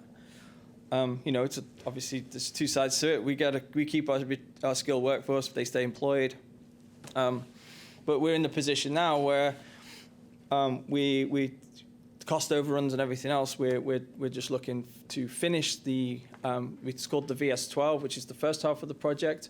Is all the concrete's poured, it's ready to roll. We're just doing the kind of final pieces of the commission, and that's the mechanical separator. And that will be hopefully, all things equal, round about March, right? Because I know you asked for a timeline. I haven't had time to put something formally on paper, and I think it's important to understand the story because a lot of things are contingent on other things happening, so it's very, very difficult to put a firm, on this date we'll do this, and on this date we'll do that, because so much of it's outside of our control. So, for example, to finish the thermal reclamation system, and this is something I've been in conversation with Laurie and Rick about, is some of the wording from the notice that we received in November, which precipitated me reaching out to these to Georgina and Laurie and the team, staff team, right? So we had that meeting at Yankee just before Christmas where I basically was like, well, tell me what we need to do. And I kind of transparently told everybody our situation. So we had a very similar conversation on the day, right? Yeah. So Georgie, so where are we on the violation? So The there, stockpiling and that? yeah. So despite the financial struggles Yankee Castings is experiencing, and since Graham is new to Yankee Castings, there are previous conditions that Yankee Castings is supposed to follow and should have been following. And I just want to go through some of those and highlight them just to remind us what they were. So under the previous approval, the sand and debris pile, which at the time of the approvals contained hazardous waste from the casting process, was to be removed rather than increased on site. This sand pile has been significantly increased gradually throughout the years, as noted in the zoning officer's report. As part of previous approvals, the company was also required to submit documentation on the removal of sand pile, and that has not occurred to this date still. Other things to keep in mind is that another site specific to their SPR 1693 permit was the applicant was to submit an operations plan, which we never got. Another condition would be a report on the status of the sand mound will be submitted to the planning office annually. We have yet to receive any report since the date of approval. The zoning officer did include the minutes from the Planning and Zoning November 3rd, 2016 meeting, where Commissioner Vecchiarelli explained that the tower, which was proposed at the time, is supposed to hold the sand from the mound, which is not actually toxic. The sand is considered a specialty waste, and Yankee Castings is currently looking for a place to put the sand from the mound, and that there might be a possible location in Chicopee. That did not happen. So there was an agreement with CT Deep that there will be no net increase in the amount of sand in the mound and that they will work to decrease the amount of sand. This was in 2016. And in this states, they had already given monthly reports to Deep.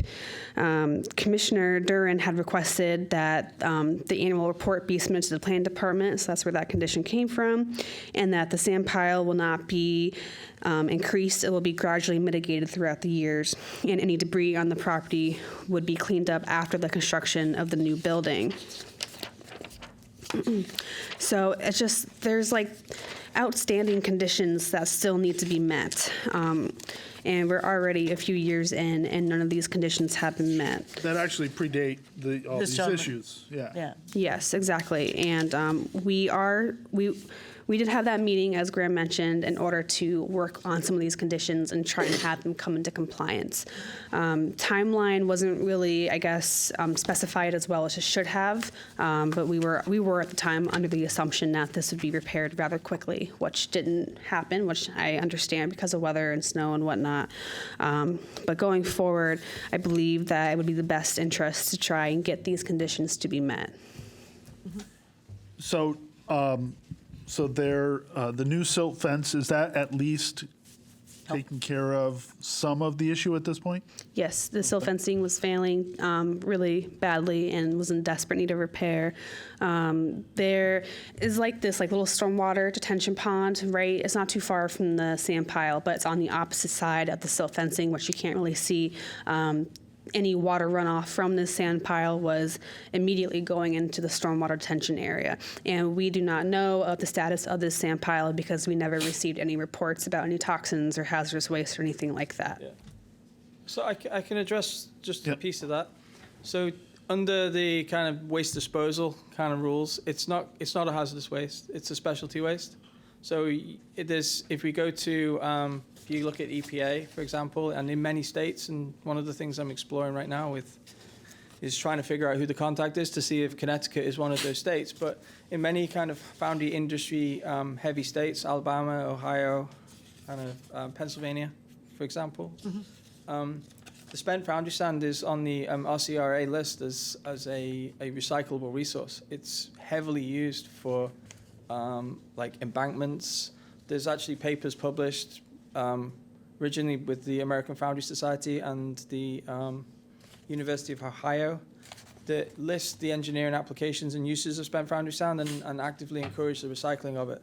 So that's really what we are pushing for, is to not not go down the kind of knee-jerk initial, just throw it away, because I don't think that's the right environmental choice. I think that recycling it is the correct path, and it's definitely worth taking, excuse me, a little extra time to make sure that we do it in an environmentally conscious manner, because what we have there potentially is all of the substructure of all of the roads for Connecticut for the next however long, because there's, say, the published data documentation highly recommends it for use as either embankment or in highways.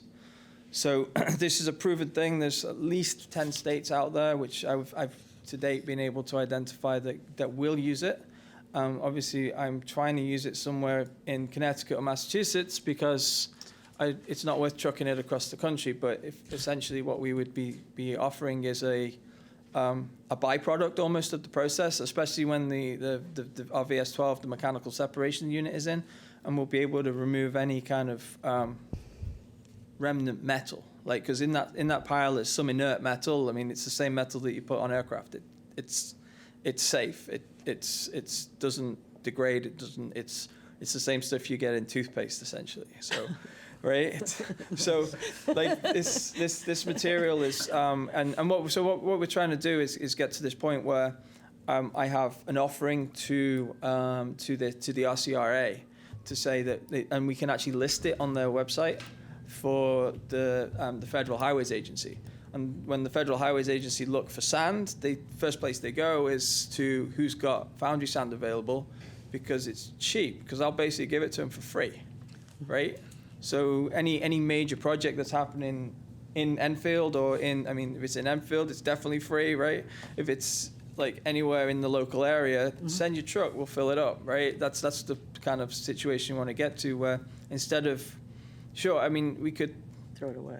in theory throw it away, but I think now that we've had our meeting and we understand kind of the ecological impact of where it's going right now, and the wetlands that it's running to, just for clarity, is a man-made drainage ditch that's been classified as wetlands after. So, it's wetlands is wetlands. Georgina made this clear to me. Right? This is wetlands. Which I understand is You know fine. what commission you're at, right? Hey, the rules are the rules, right? I want to be compliant. So we've addressed that issue right now.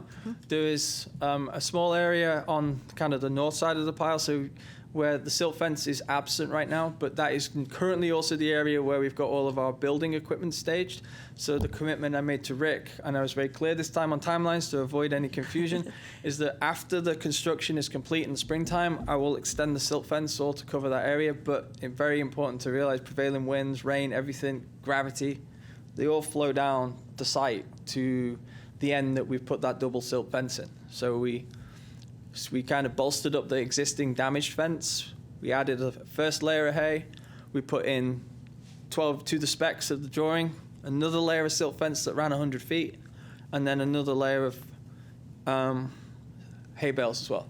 So we've gone far in advance of the kind of minimum guidelines. And I think from my last inspection of the area, it's completely abated any kind of silt runoff into that drainage culvert. So I think what we need to see is a plan, kind of a long-term as well as a short-term plan of, what the process is going to be to finish this, and a maintenance plan for this silt fence, because it sounds like it's going to be a while, and we don't want to have to go back and go through this every so often. Sometimes they fall down. Yeah. So we need to have something in writing. Sometimes they drive over them. Yeah. And then in addition, even though it's it's before you. Yeah. I've got to fix it though. Yeah, and we need to have a plan on how you're going to mitigate some of those original specific conditions of the approval. So I just want to be clear as well. One of the reasons I didn't try and prepare anything for this, I wanted to kind of have the conversation first and then come and submit something, because, like I kind of opened with, it's very difficult to put timelines on stuff, because right now we're waiting for. We could put in there what you're waiting. If I may, real quickly, before we get into timelines, I do just want to point out that even though Graham has specified that it's specialty waste, the planning department has not received that annual report to verify that. I do not have anything from DEEP. I don't have any status of the mound. Elaine Claire. Carrie, sorry. Yeah, sure. She was supposed to give us a report of this mound back when we met in December, and we never got one. Yeah, so. she sent it to me for review, and I said it's okay, send it. So if you haven't got it, I will send it to you tonight. As far as I know, we haven't gotten it. So Send it to me in the morning. I'll go give Have a nice Elaine night. a little on the ear. Just a little heads up, just because we do need this report just to verify the Yep, types of I got waste. you. And the other thing is that the sand piles should not be increased. It should gradually be diminishing, and it kind of sounds like it will be increased over time until the building can be finished, which.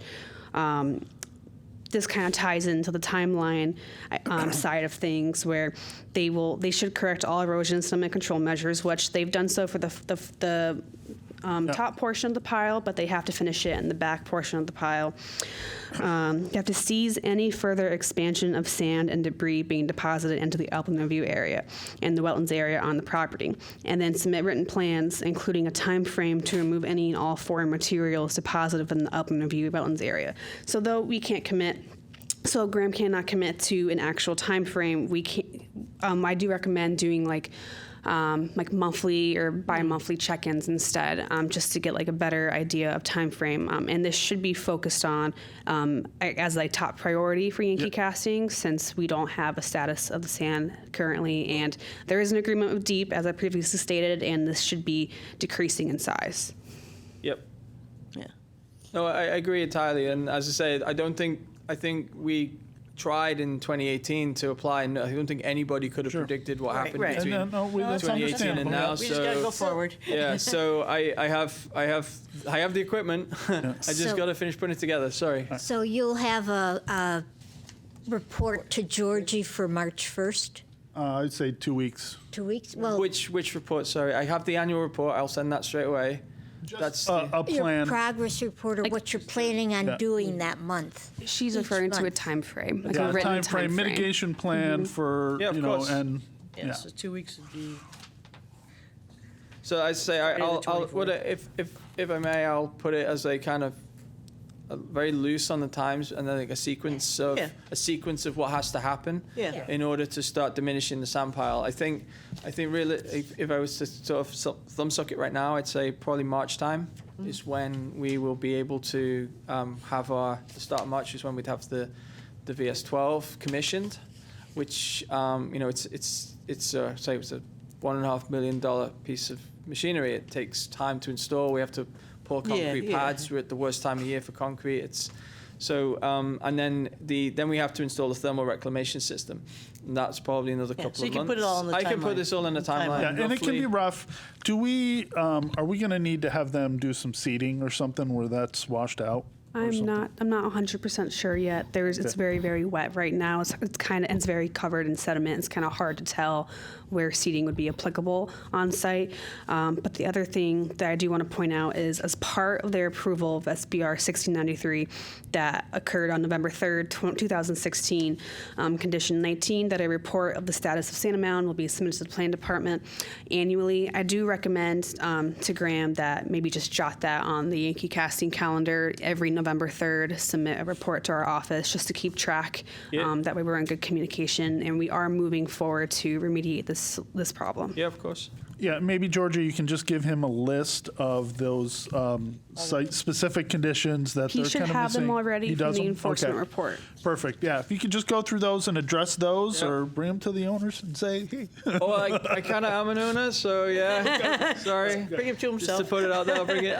I'm aware. It's like I started in November. Okay. Right, so it's like I say, ignorance is no excuse, and inactivity is not something that we should have been doing. But then you kind of put that under new management. Well, don't beat yourself up too hard now. Yeah, No, we- I take this stuff seriously. Like, Yeah, we I hope want to that work shows. with you. It's not that we're going to say stop work, but we want to make sure that all the Yeah. issues are addressed and that Yeah. we're going to move forward. And yeah, Oh, of course, I understand, will. and I'm trying really hard to fast track the install of this kit. Yeah. And then the big piece for me is growing those contacts, and then maybe building this like recycling scheme. So I don't know whether I'm trying to work on these contacts for DEEP or the EPA to find out if Connecticut is one of those states that allows it. I don't know if any of you You may have some contacts. have people that can point Hey, me in the the right town's doing direction. roads. We improved lots of roads for the town. We have If you want free sand for your roads, we have an no-brainer. economic development department. Maybe they could help you. yeah, because this is what we're looking for. Is that there's plenty of material, there's plenty of I guess literature specifically targeted at civil engineers on how to use this. I'm sand. sure Donald Nunez knows. Yeah, and if it's something that's new, I mean, I don't know how much you spend on sand for embankments and roads, but we can make it zero. So before we get into offering the town to take the sand pile, we should, the applicant should consider Just other contact. alternatives of Yeah, sand contact. removal. Contact names. That's why we offered up the Who's department. that, Donald? The name again, sorry? They'll go through them. They'll tell you. Georgina, okay. Yeah, go through. Yep, just the Department of Public Works Director, Donald Nunes. You can also speak with Oh, the- I spoke to Donald Nunes today. He didn't know anything about recycling Sounds like foundry Donald. sand, so, sorry. Also, you can speak with the engineering department as well as they work on road projects, but I would still also research other locations as well, Yeah. just in case that doesn't work out. There is a manual that I'm just waiting for from the AFS, the American Foundry Society library, which basically has a program for how to establish a program. So, when that arrives, hopefully that lays out what we've got to do. So when we have one of our next check-ins, I can say, hey, I'm going to add this to our plan, and that's a maybe good we idea. have to go and try and lobby for some state regulation changes. But I mean, it's the right thing to do. It's the right thing to do, right? Oh, So- yeah, for sure. So I think we're good. I think we got a good path forward. Email me that report in the morning. Have a nice rest of your night. Don't worry about it tonight. Just do it tomorrow, and then we'll be in touch. Okay. Okay, yes, thank you, guys. We have one more question. Oh, sorry. You're so quiet, Anne. I can never hear you. I just wanted to ask what exactly the thermal reclamation system was, what metals it's removing from the metal filings and parts of it. Okay, so all of the metal components. So there's remnants of the actual casting. There's this thing called chills, and there's a few other bits and pieces that are in the sand. So the first thing that happens in the system is it goes through this mechanical separator, which takes all of those components and kind of vibrates them out. And then it goes through an elevator, which takes only the sand, so fine sand particles. But that sand is it's chemically bonded sand. So there's a binder and a setting agent, right? So as it goes through the auger in our mixer, it gets dosed in precise amounts so that in about 20 minutes after it comes out as loose sand, like sand on the beach, it's set rock hard, so that we can then put the molten metal into it to make the shape that we're going to do, right? So what the mechanical separator separates the sand from everything else, and then what the thermal system does is it sort of inertly disposes of the additional like binder. Cooks off. Yeah, it basically Yeah, cooks it cooks off, everything right? off. So it's called loss on ignition, right? So we burn it off, and then that cleans the sand. We pump it, and then we move it by air back to the next silo. What's it cooking off? So that's the resin. So there's it's got a huge extraction system that's all permitted. We're doing. We've got air permitting for it that we're going to do regular testing on. We have a full permit all just for that, which is one of the reasons it took so long. Is that we're in the middle of COVID and we're trying to knock 8 permits out. So What's in the resin that requires your permitting? I do not know specifically right now. Yeah. He just follows the regulations. I just try Probably and follow the rules. proprietary. Yeah, it is probably, huh? Well, Could be. I have a curious That's fine. question. I mean, quickly. what's important to remember is that the binder and in its form is safe for handling without protection. Right. Okay, like these guys are using their hands with the sand, so it's in no way toxic or harmful. It's all inert. It's all made out of. It's just a basic chemical reaction to harden it. Okay, so that's the only piece I can offer to you right now. And then what we do is we just basically burn it off in a clean flame, So it goes back to sand. and then it goes back to being regular sand with maybe 1% of the original binder left, and then we recycle it. And So just Is there any chemical list of what's in the resin In the binder? I mean, we could Google it. It's Polycast 445, and Yeah.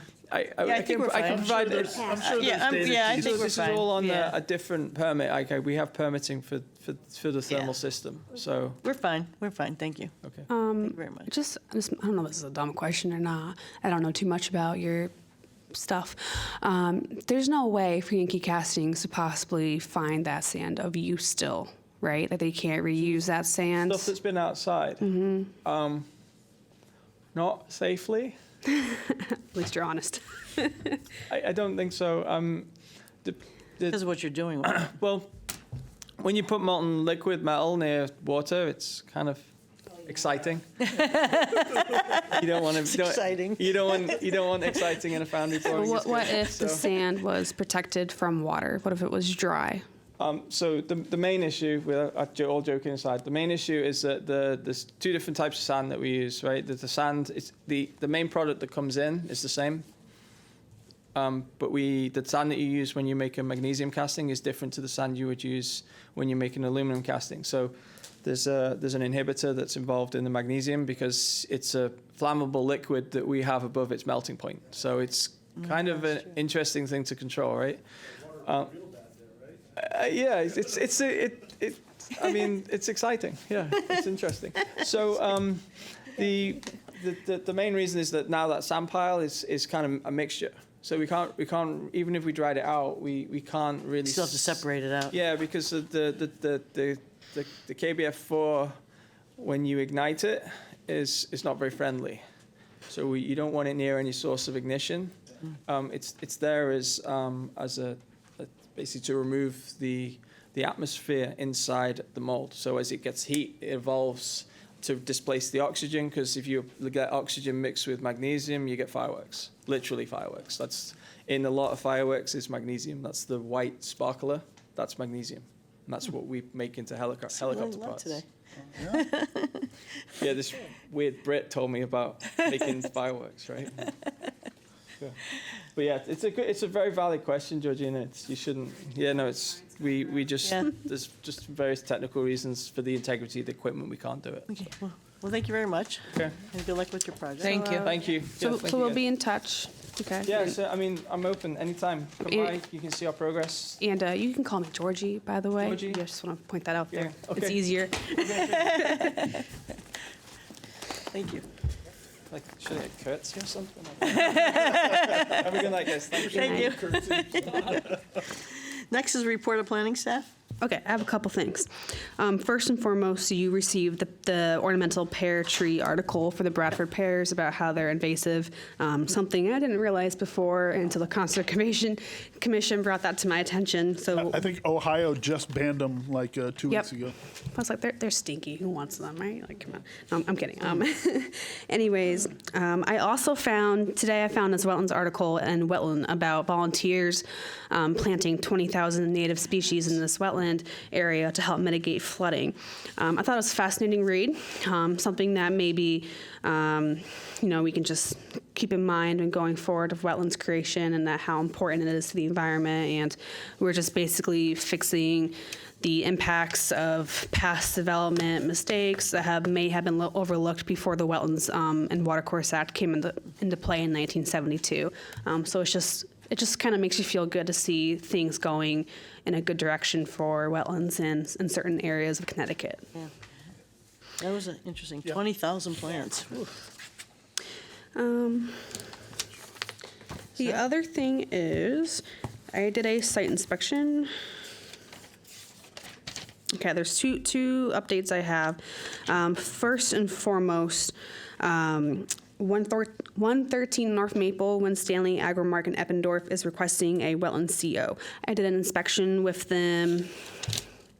It was very cold when I went out. I don't think I wrote down the date. I did an inspection with them the day we had those like awful wind chills. I think it was like Monday or something like that, or Thursday. I'm Me and Lori are okay with issuing them the CO on a condition that they repair their silt fencing because their berm is still unstable. It's clear that there is water runoff running underneath the silt fencing, underneath the hay bales, similar to what we saw at LaCorey's site. Just water erosion, just not sitting well with the land right now. So I did talk to the I forgot what he was. I talked to the inspector there on site, and he did agree to fix those, and he will let me know when they're fixed. So things look great over there. The wetlands are well created. Things are protected. They just need to fix their landscaping and make sure they stabilize their slope. You won't do that until it's corrected, right? We can still issue a CO, and then we can perform inspections, and any violation that we find will be a violation. Yep, so that's kind of how we enforce those. Okay. It's a little confusing to me still. I'm still learning it as I go along, so I don't do too many wetland CO inspections, but now that we're further down the line, I tend to do them more often now. Do you have any other questions about that? Nope. No. Okay. I also did an inspection for the Aquifer Protection Agency for 8 Dust House Road. The reason why I bring this up is because while on site, Mr. Daigle had concerns about the neighboring pond, which was referred to as Chloe's Pond in historical maps.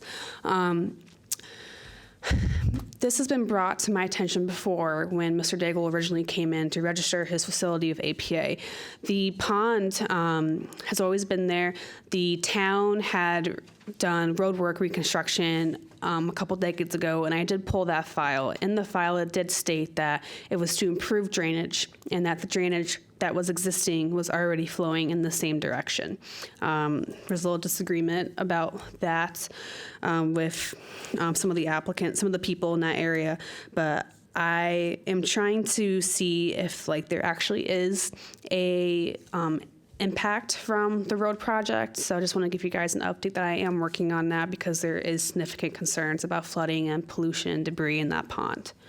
That is jurisdiction of wetlands now. Can you confirm what site or what was the address? This is the pond next to 8 Dust House Road, in between 8 and 6. Yep. So if you drive by, the pond's always been there. You can use Google Earth to view it and everything. It's been an existing pond that was used to kind of eliminate pollution from going into the Scantic River. That was the purpose of it. And I'm still working on trying to see if there's an actual impact from the road and if there is current pollution issues going on. So just seeing if I can find a possible solution to this concern. So I'm just investigating that in the meantime. So those are all the inspections I did. Quick question. So on Abbey Road, the tobacco farm, I think that's Jarmark. They have some significant soil piles there. They redid the grading. So when they came in to get the permit for the irrigation system that they had the grant for, they actually did a great job regrading so that I don't think we'll get erosion into the road. But more recently, I see that there's huge stockpiles of soil. So our office is aware. It was brought to our attention in an email. Those piles don't seem to have anything to do with the DPN that he came in earlier.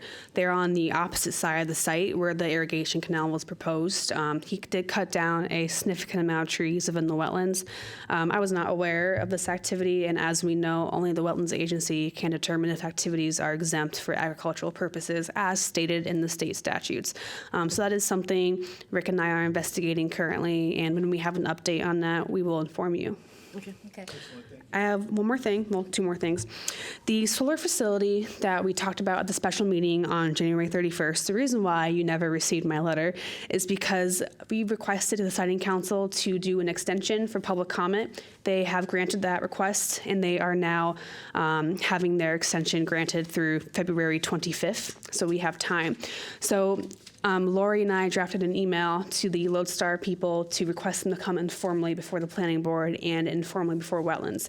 Obviously today wasn't going to work out, or this Thursday, but we're hoping to have them on for the second meetings in February just to provide some more information and to give us some information about the escarpment impacts, because they are very significant, and I really feel like in order for us to be able to address our concerns with the Siting Council, we just need a better explanation of what's happening. So we are currently working on that, and hopefully it will work out for the February 21st meeting. You think they'll come? I'm hoping they come. There was some communication confusion before, so I just want to reiterate that because this was mentioned in the record on September 6, 2022 at minute 59, second 20. Just point that out there. They had contacted our office requesting an informal meeting. We had granted it, and we were in the middle of setting it up. And then I don't remember what happened, possible phone call, but they had withdrew their informal request, so we never met with them. There were emails sent by Lodestar, emails that were not seen by us in time. On January 3rd, Lori and I received an email from one of the Lodestar applicants, and then literally like 2 days later, they had applied to the Siting Council. And in their Siting Council report, they had stated that they received no town comments or town contact. There's a couple of misunderstandings there that we need to clarify, and they also state in their report that they are not within an aquifer protection area, but they are.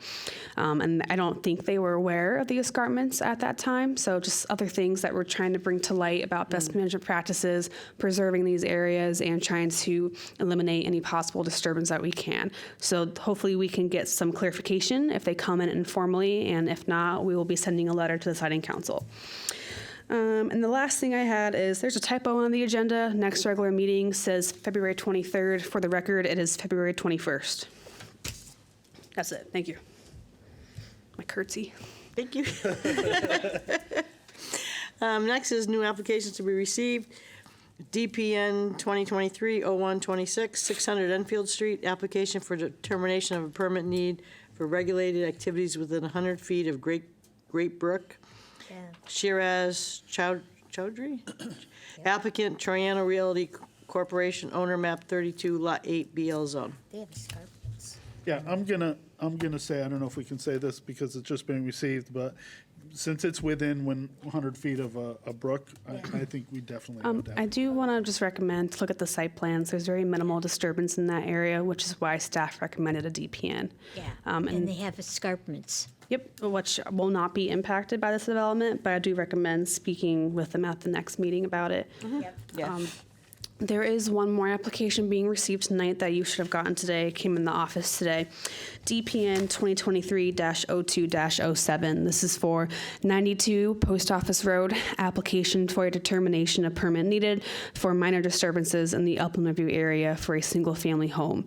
Winbrook Homes LLC, applicant owner, map 47, lot 10, R44 zone. This will be heard at the next meeting as well. So we're gonna,